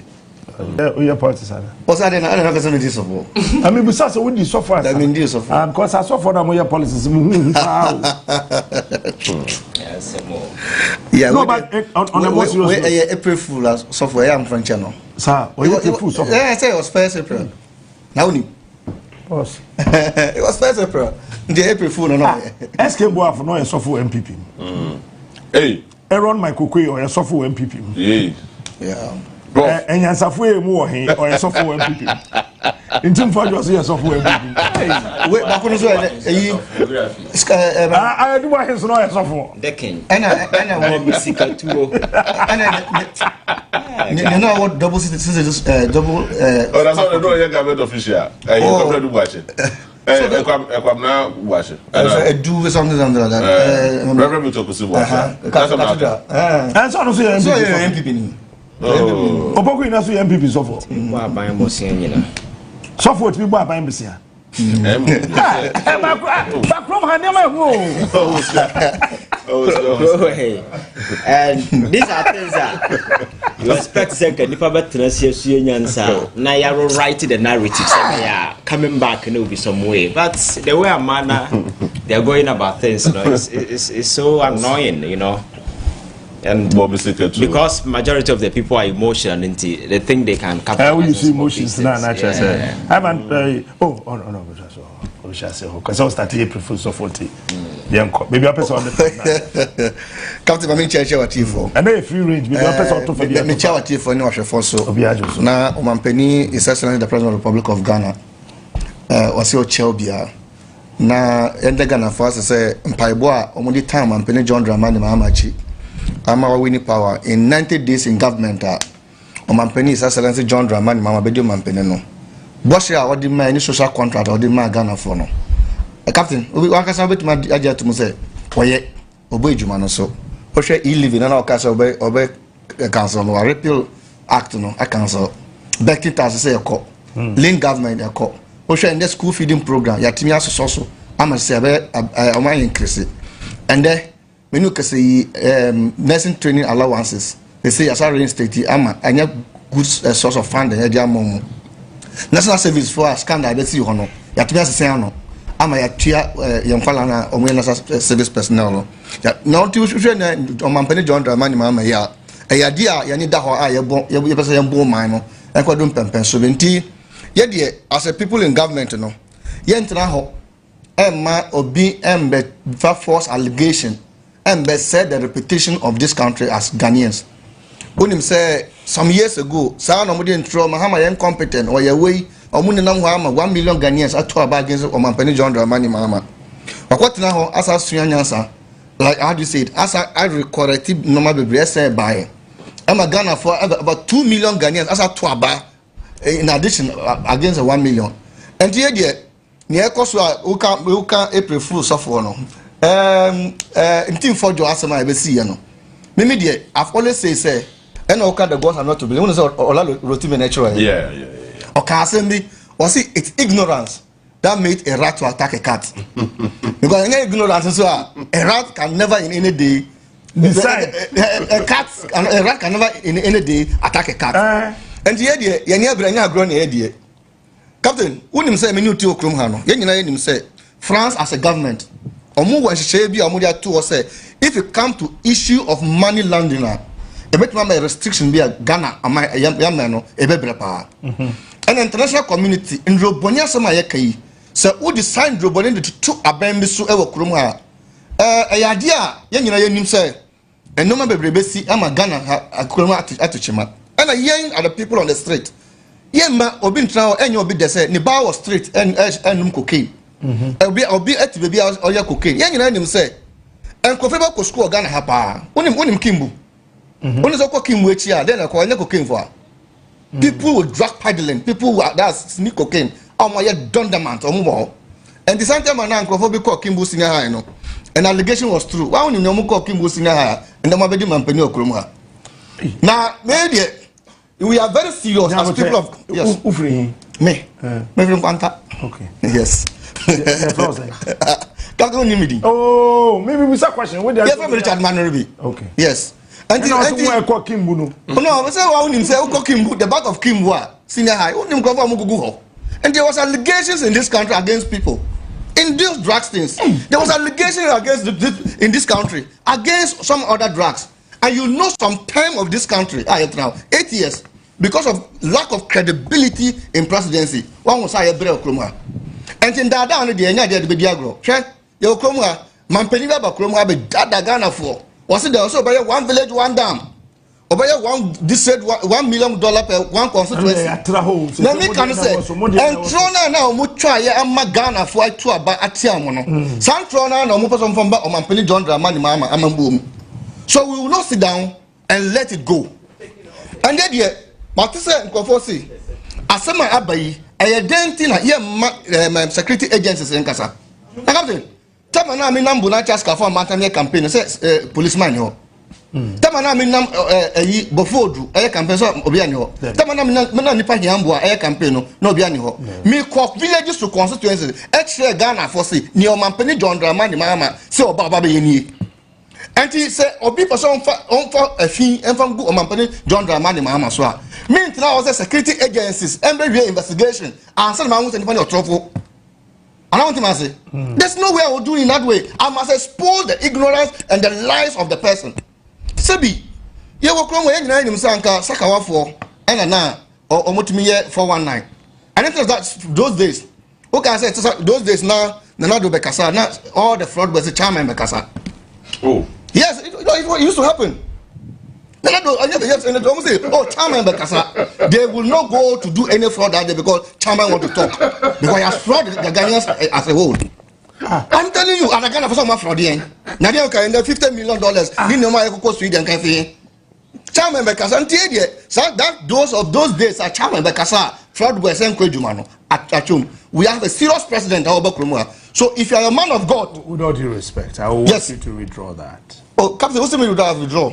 But I make catch on say you will come I know which me village, me constituent, and $1 million. Me go to Abamawa, Mania, why am I doing? One fraud me.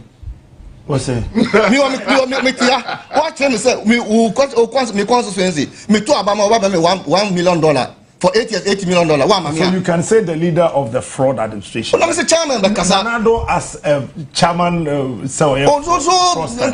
is it? As a chairman, who modify the I better chance. Mimi to come her. Fraud boy is the chairman. They are not you. No. Say Mimi. But anyway, we withdraw. Yes, we withdraw. But see, Auntie said, "Oh, a man of God." The people of Asim North are to Abamano. Asin or Asin South? I think Asin North. Okay, that's Asin South. That's the question. Asin South at Abamano. Now, the micro minority, I will say, we are software. Now, software, we are being so and Cronoka. And when you now decide to say, would you go in the committees we call subcommittee on defense and interior in parliament? So, the people of Asim has honored you. Your party in minority have also honored you. Now say assembly or una was you. Captain, una was you. Say plane there be land or airport. Me na me ni ho. Me nye duma Ghana Airport Company. Me nye duma Civil Aviation. No man penny John Dramani no ni ho. Una akwahwe. Una assembly about what say bibi asi una akwahwe. Na captain say akwahwe na plane this dam ho. Asi una wo so say. Una wo so say. Cocaine wo ho. Why didn't you call the security agencies? Immediately somebody arresting microphone. In a reasonable way, isn't that what to do? So meaning the minister MPP and throw the except of Mali we. They are very addicted to lying to the people. And so we will not sit down for any person to undermine the credibility of President John Dramani Mahama and NDC government. We must expose them for them to know the fact. Captain, who the fact of the issue. Monsieur, I'm an Eshemita. Captain. Or has he ever bought? Captain, that's a who to know. I was I know my words now. And me on no claim kilos ni amount of money na cocaine na woman.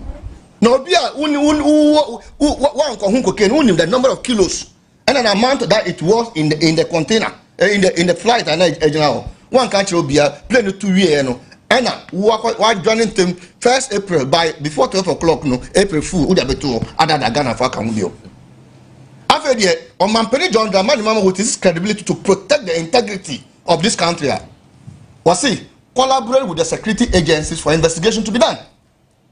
Captain, isn't that the best way? After the old running, why are you running? It's for your right. Why?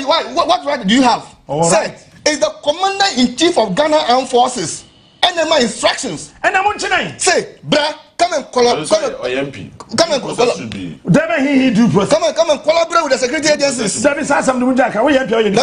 So due process be full. There's some more. What are you talking about? We are so releasing man or releasing the man. Or releasing one man. Captain, Minister Speaker, yes, sir. Due diligence. Captain, our immunities, but there's a limitation to this immunity. Sir, you put the state into danger. On a red alert. Captain, say Ghana, international community, almost taking this issue serious. They can put the state on red alert on drug peddling, and it will affect the economy of the nation. Just the Peroka Intel say, John Mahama Mambunti.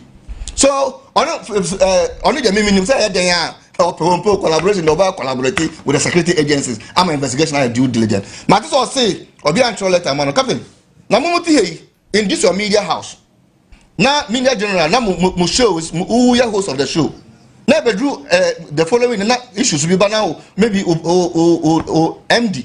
And I'm see you far from flowers. Oh, no matter to Chimaha, and Jaya Brana, Ombebuana, Omoya Shoni, Yabakas Amon Cholet Amon Juma.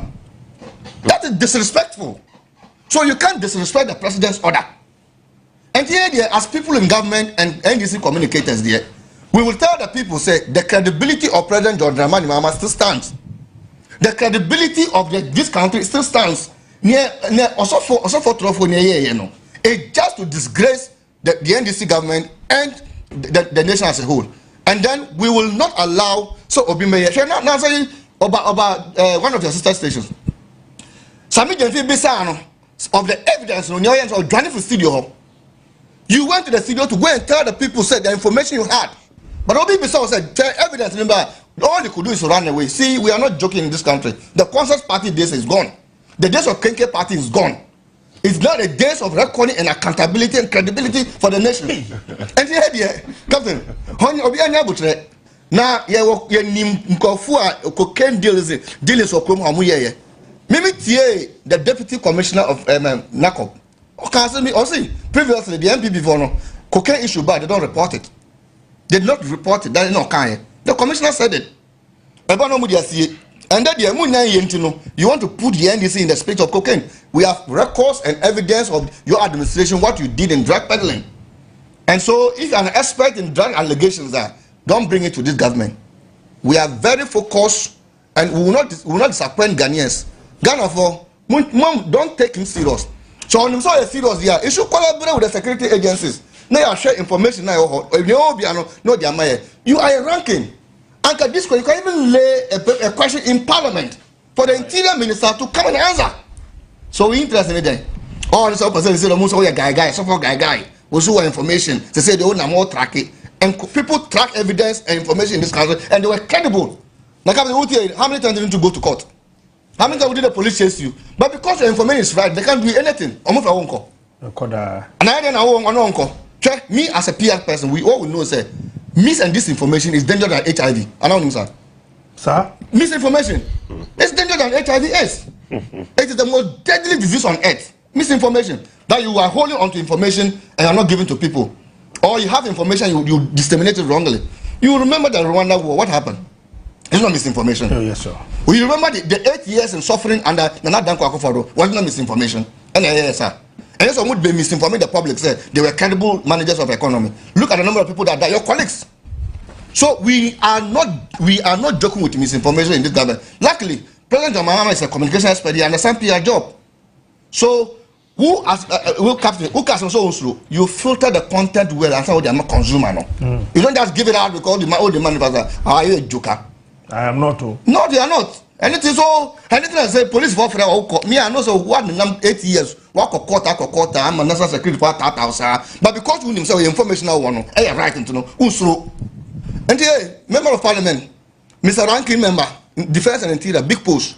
When you say information, I right, bring it and come and let us investigate it. Now, as I'm on the information, right say, one say now been and one past government official, current official, all the cocaine back from one. Only some company don't have. You think that we allow people to be consuming drugs in this country and then they'll go haywire on this end? Do you know how it will cost the health ministry to go and tell those things? So, Captain, we are serious people. We are not joking. No, so you're April Fool's. I'm a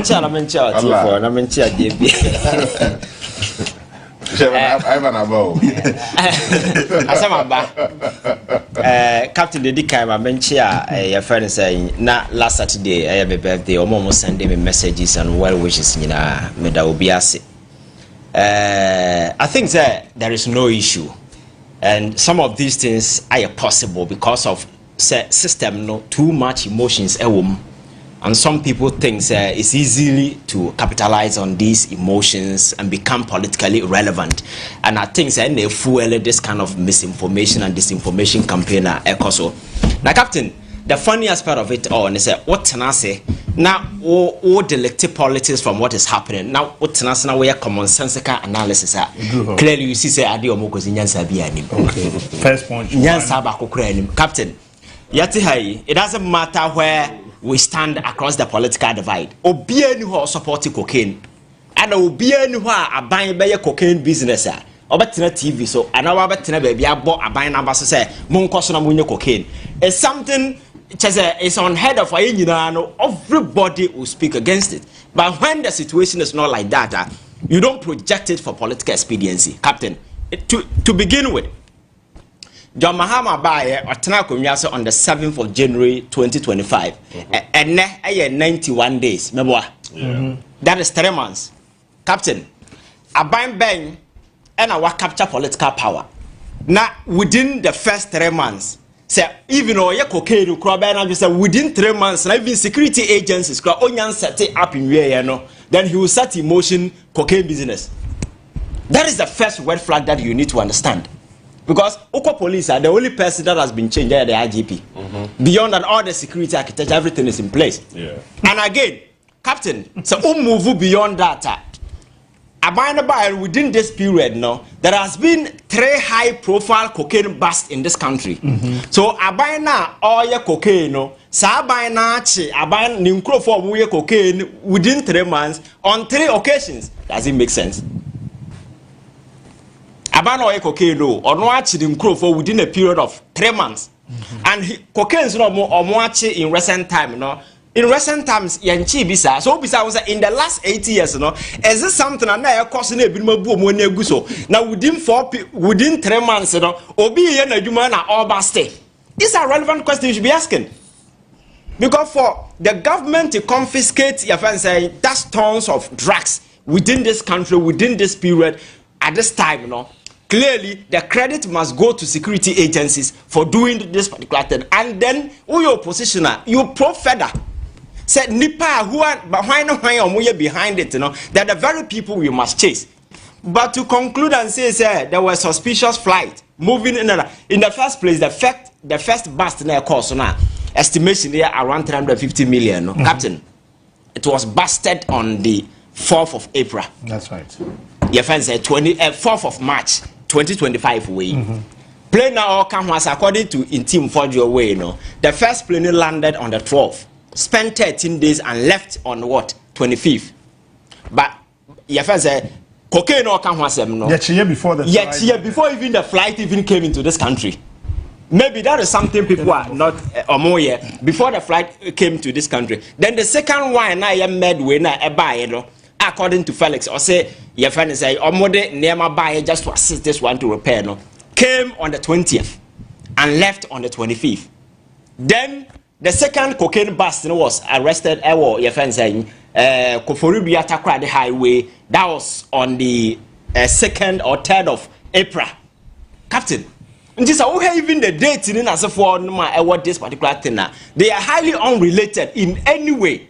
And as Ghanaians, we may be very much concerned about cocaine yachi ewo kroma say na yanka aban na yenhu hawa the persons that are involved you go after them because so obi ye cocaine it doesn't matter whether the person is NDC or MPP. All we know is that the person is a cocaine campaign and we don't want it and that person must be dealt with. It's as simple as that. But to try to relate it to an unrelated incident, you have no idea, but rather you are just conjecturing because in some kinds of wood or say there was suspicious plane. And nama air cover. Suspicious plane means you are not even sure of the plane. So plane are when you're sure, how do you even know the content of a woman? The one who said carry cocaine and said carry cocaine. And some of these things who put it up there, you should be factually accurate. And the Abra president show interest, a how can a because this is his government and they are saying, say, Abayna Banoton cocaine. Then the president on social media says, I'm also interested in this thing. And what they accept na banabra. Naba provide all the necessary information I may settle this particular matter. Then you go there and say, Name Kasa on behalf of committee. Now press conference not anymore, not committee not anymore. You see some of these childish politics, I'm sure say we need to move beyond that because Captain, I'm for a serious so what to initiate the geopolitical arena now share the tensions that are going on. Now how countries are trying to go, your friend saying that domestic way. Now I'm for abandoning the globalization. Now a chance all your minor 1 to 2 near my year. Ebeka unkwa. What would Donald Trump flashing your friend saying slapping taxes on countries just like that. And the way a country in one position who ye now would do who cartoon sembi mua or because in recent times AU at some point is that they blacklisted us because of money laundering. Oh Kroma, in 2020, 2021, 2022. You got to a point your first Ghana embassy account our Belgium was flagged, say the money laundering. Yeah. All these things happen in this country. You understand? So you can see. I know what boy and I can. Before 2025. Yeah, you know in the you see, you can seek false equivalence. Oh, you can't buy so people will see it in a bad light. And as for say, I'm for your cocaine business under this way. Bring the fact, we will sit here and speak against it. Say even president no crown cocaine. Now evidence, bring it. We will chase him out of this country. You understand? Yeah. Because we will not be sitting here and be condoning anything. But why you don't have the fact, you don't have any information, you just go into the public space and misinform people, sell some of these things. At the end of the day, you've been given opportunity to appear before security agencies. You're out there talking nonsense. And then the same gentleman is moving on radio to radio, gallivanting, just attempting to say, I said our videos or be shown in as a forum. So our evidence he's moving from one radio. Yesterday, number what take care. Maybe one of the radio stations. Somehow can see as Asabi. And now be acquire underground investigation or video or be show this sensationalism. No, your political party has lost badly. You know that your integrity is battered. You need to build that trust and confidence. But some of these things, young people in this country are very enlightened. I'm for young there. Say emotionally charged politics, happy sentiment, that kind of if you want to caught the attention of people, come out with facts, relevant ones, because any reasonable person be able to say we actually be able to say what be more captain, because I buy or buy and already 3 months, at me high profile if I say cocaine on 3 occasions. Who be say in the last 8 years na yanchi cocaine na kwa hefa. These are questions you should be asking because within a period of 3 months, say yetimi achivia and you can't abanya our record when it comes to cocaine, so the Ghana obiani. Captain Obiani cocaine na era ebi change MV Benjamin and MP yetimi cheno a oton cocaine ye jeli ni man kodem and ntin ye yini. You see, these are things we've moved past that particular thing, because even if you want to do just politics, people will come from the other side and they will turn this whole conversation into something different. That partisan thing will come in. For me, it is not necessary. We just need to look at the gains na ye make it as a country. Security agency accounts, Japan and Incro for national security, they are doing a phenomenal job by arresting some of these things. And I think that is a kind of commendation that we need to give them and go after government to say we want details. Make sure you prosecute them. Ghana is doing something, but in a situation where what we do, that kind of politics, politics for me, I think that I don't expect a software to be doing some of these things. Somebody who claims Ghana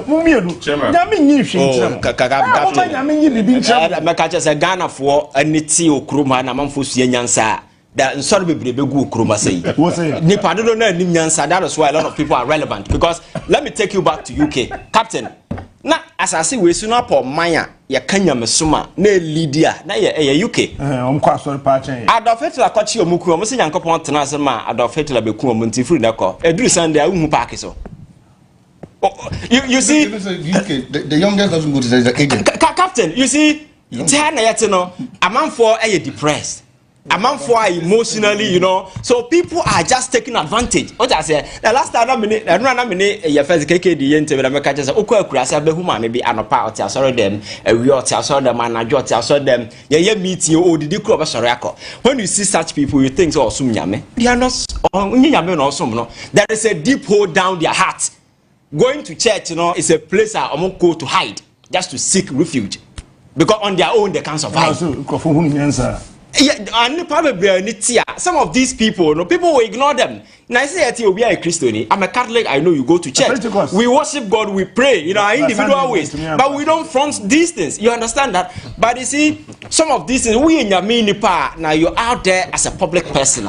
You need to live to inspire that trust and confidence. You don't go around throwing some of these things around, saying and our enough evidence to substantiate say indeed these are the evidence but what accuse you're just throwing some of these half-baked fact out there just to seek political capitals or whatever. At the end of the day, you know, you forget there is the image of the country and now what is on the line, because in some way there are people who might take it serious and then as a forum, and you can even say and I'm saying check cocaine and chroma within this short period now.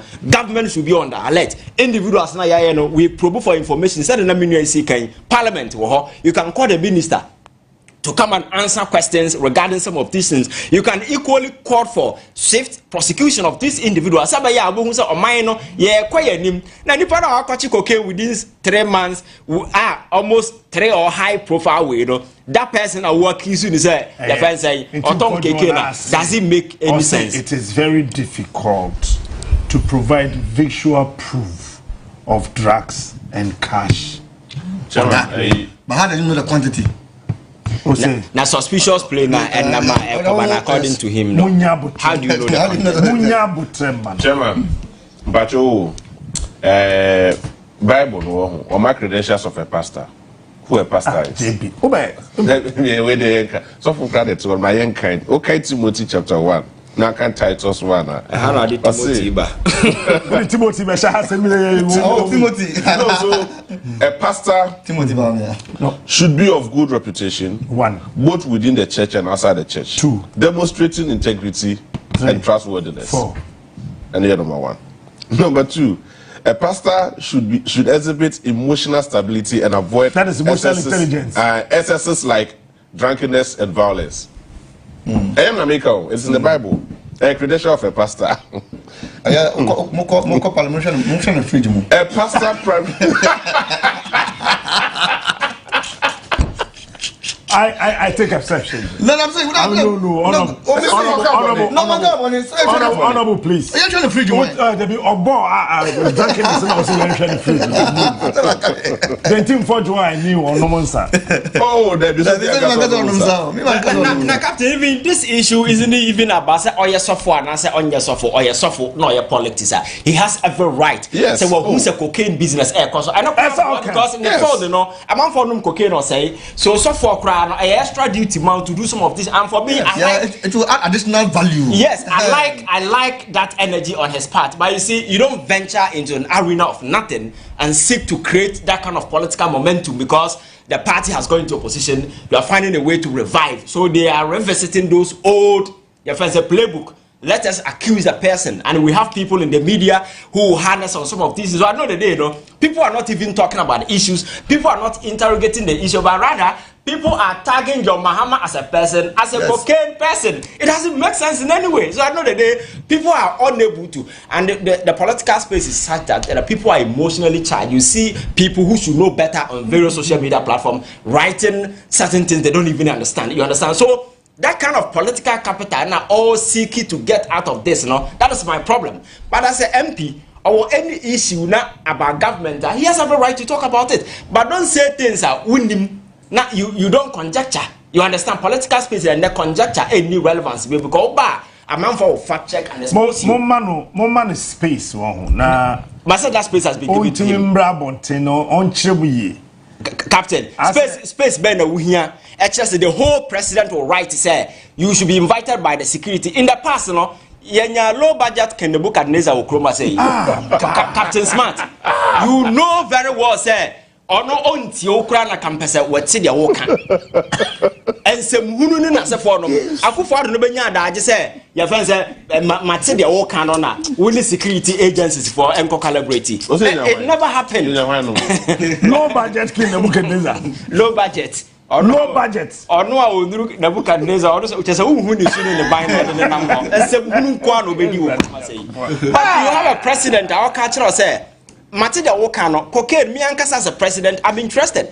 And your software is good. So, President Branca says, no evidence now on go and meet security agencies and make sure say we resolve the issue. And then you are backtracking and you are in the media. Speaking as if say you have tons of evidence, hey, it doesn't make sense. There is a one yes, oh, you see, I think that is childish. That's one yes, that's it. I put your for your boy, David Okwati. It's but I think, sir, cocaine issues so krum ha no to say the Ivan Kaya no. Yina ni farabai. But say 8 years ago. In the last 8 years, maintain say yes, and I'm say nebi nkoso. Nebi nkoso. Jebi, obi a we nyansani bi aka say we che na 8 years no a single cocaine. 3 months then the government in power and so on na eye cocaine no ase ache ni nkrofo. Does it even make sense? Asem we nyansani and you also for na bia obi ntu ne fosa na yere ben na.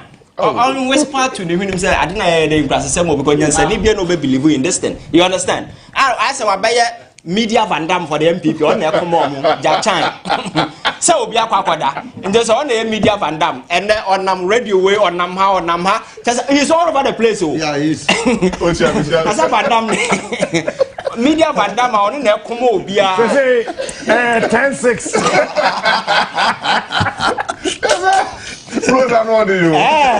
As a Van media Van Dam I just say I almost wakasa radio station be on Kenyan Assembly so. Say, obviously, say, Opeso ya popular, and uncle who Sakwade na Satawale na Omonya Nyome, and that's Obakobara. Yeah, Kolabo, you know, Obara. I think that you see, Captain, we need to get serious. Now, you must man, I'm saying, say, John Mahama new government aba. So we are Ghana na idea and call writer. You have every right because it is our duty as young people to ensure say we straighten things up and make sure say the government will do the right thing, and that should be our focus. But nema enka ho no a yes answer munu old politics na ya they say ho aba be sin no uni factor just shut up somewhere. What I say no. But for MP nipa amanfo mmerewafo adi life so ahomachi akoto aba ma wo brene amuamane could you money more parliament and me I think say and I'm for lose confidence in the kind of politics that we do here in leadership. What I say, we must begin to put premium on the power among for the mile. Not nipa ni to me man kwa yense muno. Ko president amount that particular opportunity. Hey, and so easy sao. Amount that go and meet them. Then you see say your friends saying I can't collaborate. But na make say when ya omuti ya obonya president oye ku kakra na nka okonya emu binuma kasa amre bia nka onam togo nwuram ho afe na owura boda no asorbe na oye pastor wherever asorbe mpacho minim onko na sorry that I say we expelling from the church na sa on asorbe ne dey I say members in asorbe it's a fact. It is a fact. Immediately, no. Now, expelling of you until the investigation is done. No one's on your truffle. Then just answer and answer our dear business and what think of any power. Dad or my Jomus Gedi. Tell someone to answer him because it's not credible. Some of these things are very serious, because the international communities, one of some of these allegations are the number of way or model best subject you through the you come also for beer or castle Emma can upon the castle want to be that. Yes, I'm a crowd Johnny Finance because empty. Investor confidence is key, and Captain, it's a major problem, it's a major issue, and I think that is what he's doing. Or person you be like credibility. Say I could be for any bilateral agreement. I don't want GND. So that on make us say, oh, I ban one when they are not getting international support. Then you will run the state down for your own interest. The second power there, because these people Kotani leper away. And now the baby. They said we'll go to coma, Papa be crying the car, or three car and the battery. When I can say engine alcohol. No, I say Kotani no born non piacano. What years I see the piaca. Ye said the piaca. Now we say I'll be doing you as member of parliament. What's your constituency? Anyway, Chief Justice issue no more career. Captain. Say I'm on fire. They say all the petition. But honestly, I think I need a Saturday political show. I need a Saturday morning show. Yeah, in the show. Yeah, very. I need a Saturday morning show. Like the key point. Like from 7 to 11, we are done. Yeah, who here? It will be interesting. 7 to 11. Nick, 7 to 11, we are done. We can start me. Na monshisha ni. Edra na pamba be fire dey beba. Oh, that be said no your cost. I know, Mr. Ju. Edra na pamba fire dey beba. Captain, I think that they na koswa and I think that Chief Justice has submitted the response. And who one of the propaganda newspapers naturally say response no emu now response that is meant to be given to Chief Justice but say na who content here who say so some of this media thing is important but Captain made be am can say near cause go beyond the Chief Justice many it will be any personal distance against it. It is about the judiciary system and the integrity actor form Ghana ni be hwem sesabi amanfo benya ahotoso ni gidie e wo judiciary so individuals no mu di animu no enya ade a niema ne nhyehyeye ne kwan mfa so mo conduct obo ho ede that kind of arishebu no ehye judiciary ma captain we will be endangering the very prospect of our democracy, endanger its foundation, and then your integration, your coercion, will be under threat. And then no, and then who here said, the essay ye biana, about fine ya bagan and young dreams say, Semene, Binya Sema, I can trust the court. Means trust you be a court no kwa there been some call her many justice. But we've gotten to a point, yet you cry and trust your court. How much more will you on timber? Most of the international arbitration companies don't move from timber and be a professor they prefer the international arbitration international court for yes into omoje wo name we are then ukasa wuntia o japade abontin no akwakoje. We can live in the country and have this thing. So for me, I think that is very, very important. I'm for more read the political meaning to some of these things. So what's now Chroma from 2017 to now what would the cost way judiciary then some cost Chroma not while read the public survey any other polls are cost regarding the level of trust and confidence among for a judiciary. It will be the interest of everybody for us to reset these institutions, not just the Chief Justice. For me, on the Supreme Court bench, there are a lot of individuals we have to just vet them and know, say, when it comes to integrity, credibility, qualification, you'll be qualified, and you must be damned to conclude that once the person has qualification, they are good to go. No. We are talking about justice dispensation, the integrity of the person sitting there, the trust and confidence people have in them is very key. And for me, these are things that we need to. We went into an era. A certain president decided, so we made a packet court, and he was bringing in friendly peoples. Now, Manfo Nim said they have this fraternal relationship, partisan allegiance, and this kind of way to individuals. These are individuals. I do mukogu court, Nema I see one time for Ghana for. So it is very, very important to say, you follow the due process. Say, Council of State, the president, I know that the petition or who said there are substance in it. I'll be very disappointed when there are no substance in it. That if there are substance in it, and some Nipano can emodura. We shouldn't be now anyway have a patch out of no, we shouldn't be condoning those things because it is the destiny of this country that is on the line. It is our form and now be a coso per the first a constitutional description, now petition fall within that particular range. Now we're able to prove it. I think she must go. And unfortunately for us, we don't live in a country that people are decent enough to know, sir. The public are against me, and for that matter, I'm going. Captain, show you what to see. It is not about you sitting here. It is about the many people watching you from outside. That's right. So, yeah, that's more listeners. About 90% abegina demonstrations. Say, Captain Smart, do you think the management will let you hear? Because you are here because of them. They are the very people who give life to the program. And you are doing it because of them. You go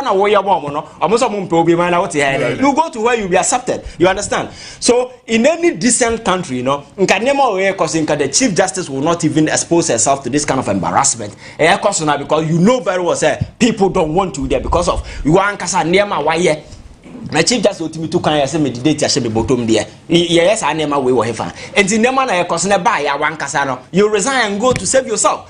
But to be subjected to this kind of scrutiny, public offense, whole of where for me, I think that is unnecessary. And going forward, these are things people who rise to political prominence must begin to learn. It is not always an ADBI fight. If we have trust, if you have respect for the people, there are certain things on our own, we should let it go. In UK, we've seen a number of prime ministers who resign. Now, the most powerful position back where was so is to be a prime minister of UK.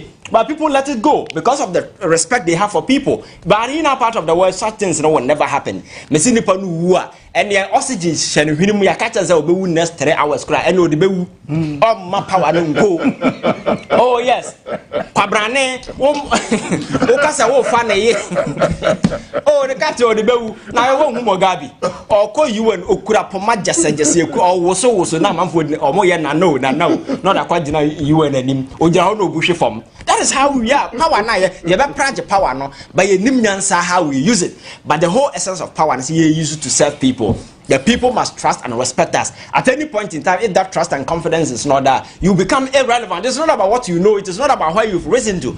But in our part of the world, I think there is a lesson everybody anywhere should learn. Say, Nipa na wo sumo mo no, eduru ba bi na so mo from mpewa. Men fight it, just go because you are there because the people want you there. And if they don't need you anymore, you have no value to them. And that is the kind of ethics, that kind of values as you put you in a governance system. Now some of these things, because the cost to you know, if all the facts come to bear, now constantly fighting back and forth, the Chief Justice do you think that people have trust in the judiciary anymore? It will not happen. And at the end of the day, the Chief Justice and also a scar be on her conscience, and she will have in mind some individual because definitely she will know her accusers. And at the end of the day, now I don't know how some of these things are going to pan out. So for me, it is very, very important. These things are not emotional. Let us follow through and bring this institution apart. Aside that, and there are several other institutions that we need to do the same thing just to ensure say once again confidence will come home. Once again people will have trust because Captain, you know very well say many of our institutions in recent times have come under some kind of political way. So decisions were being made, were being dictated to them. Bank of Ghana as a financial institution are only in charge of monetary policies in Asifokra. At some point in time became a printing press. Printing money to finance somebody's foolishness. I know the day no Kenyans parliamentarians did demonstration in this country. What happened? The Bank of Ghana governor was bold enough to call themselves. Also, we are rascals.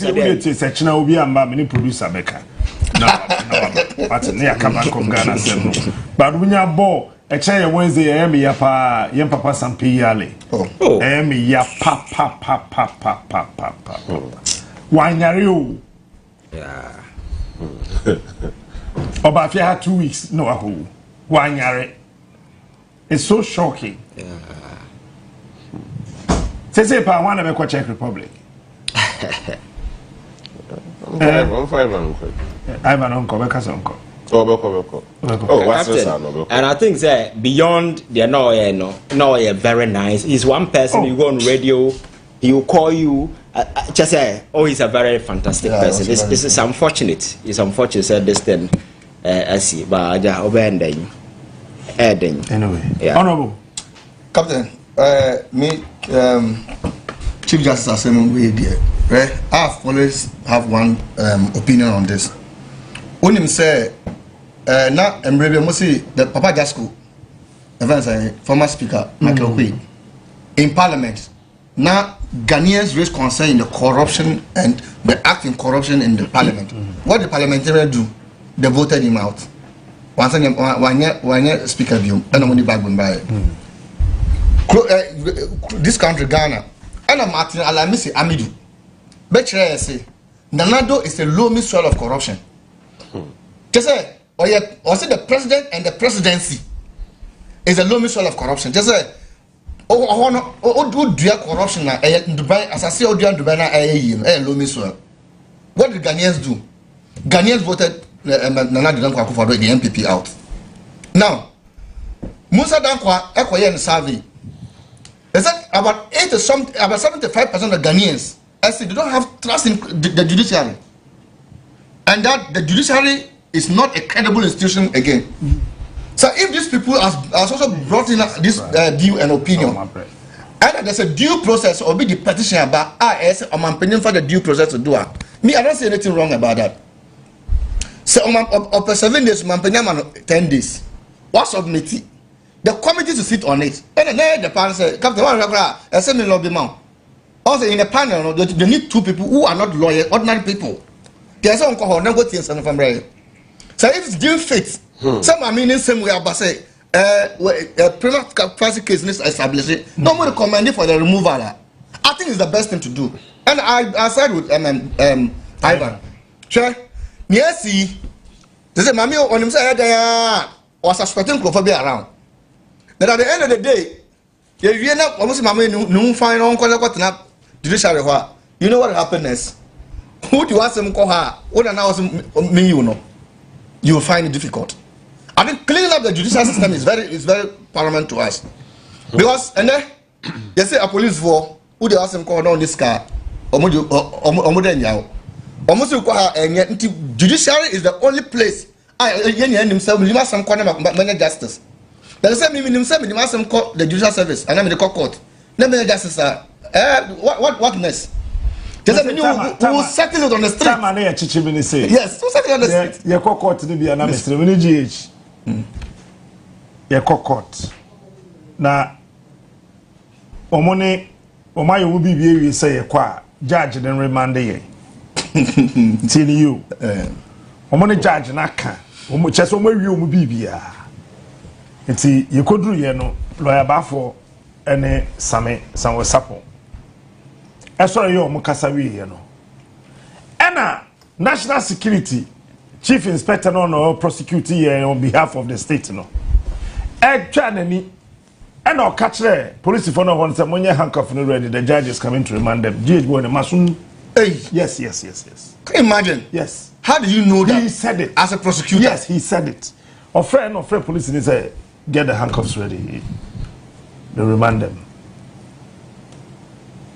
Judge needs to see in the table, no so Troy. Or say, who be a work case now. Facts not presented to the courts now. A chese, SSR remanding him. I see. Ain't and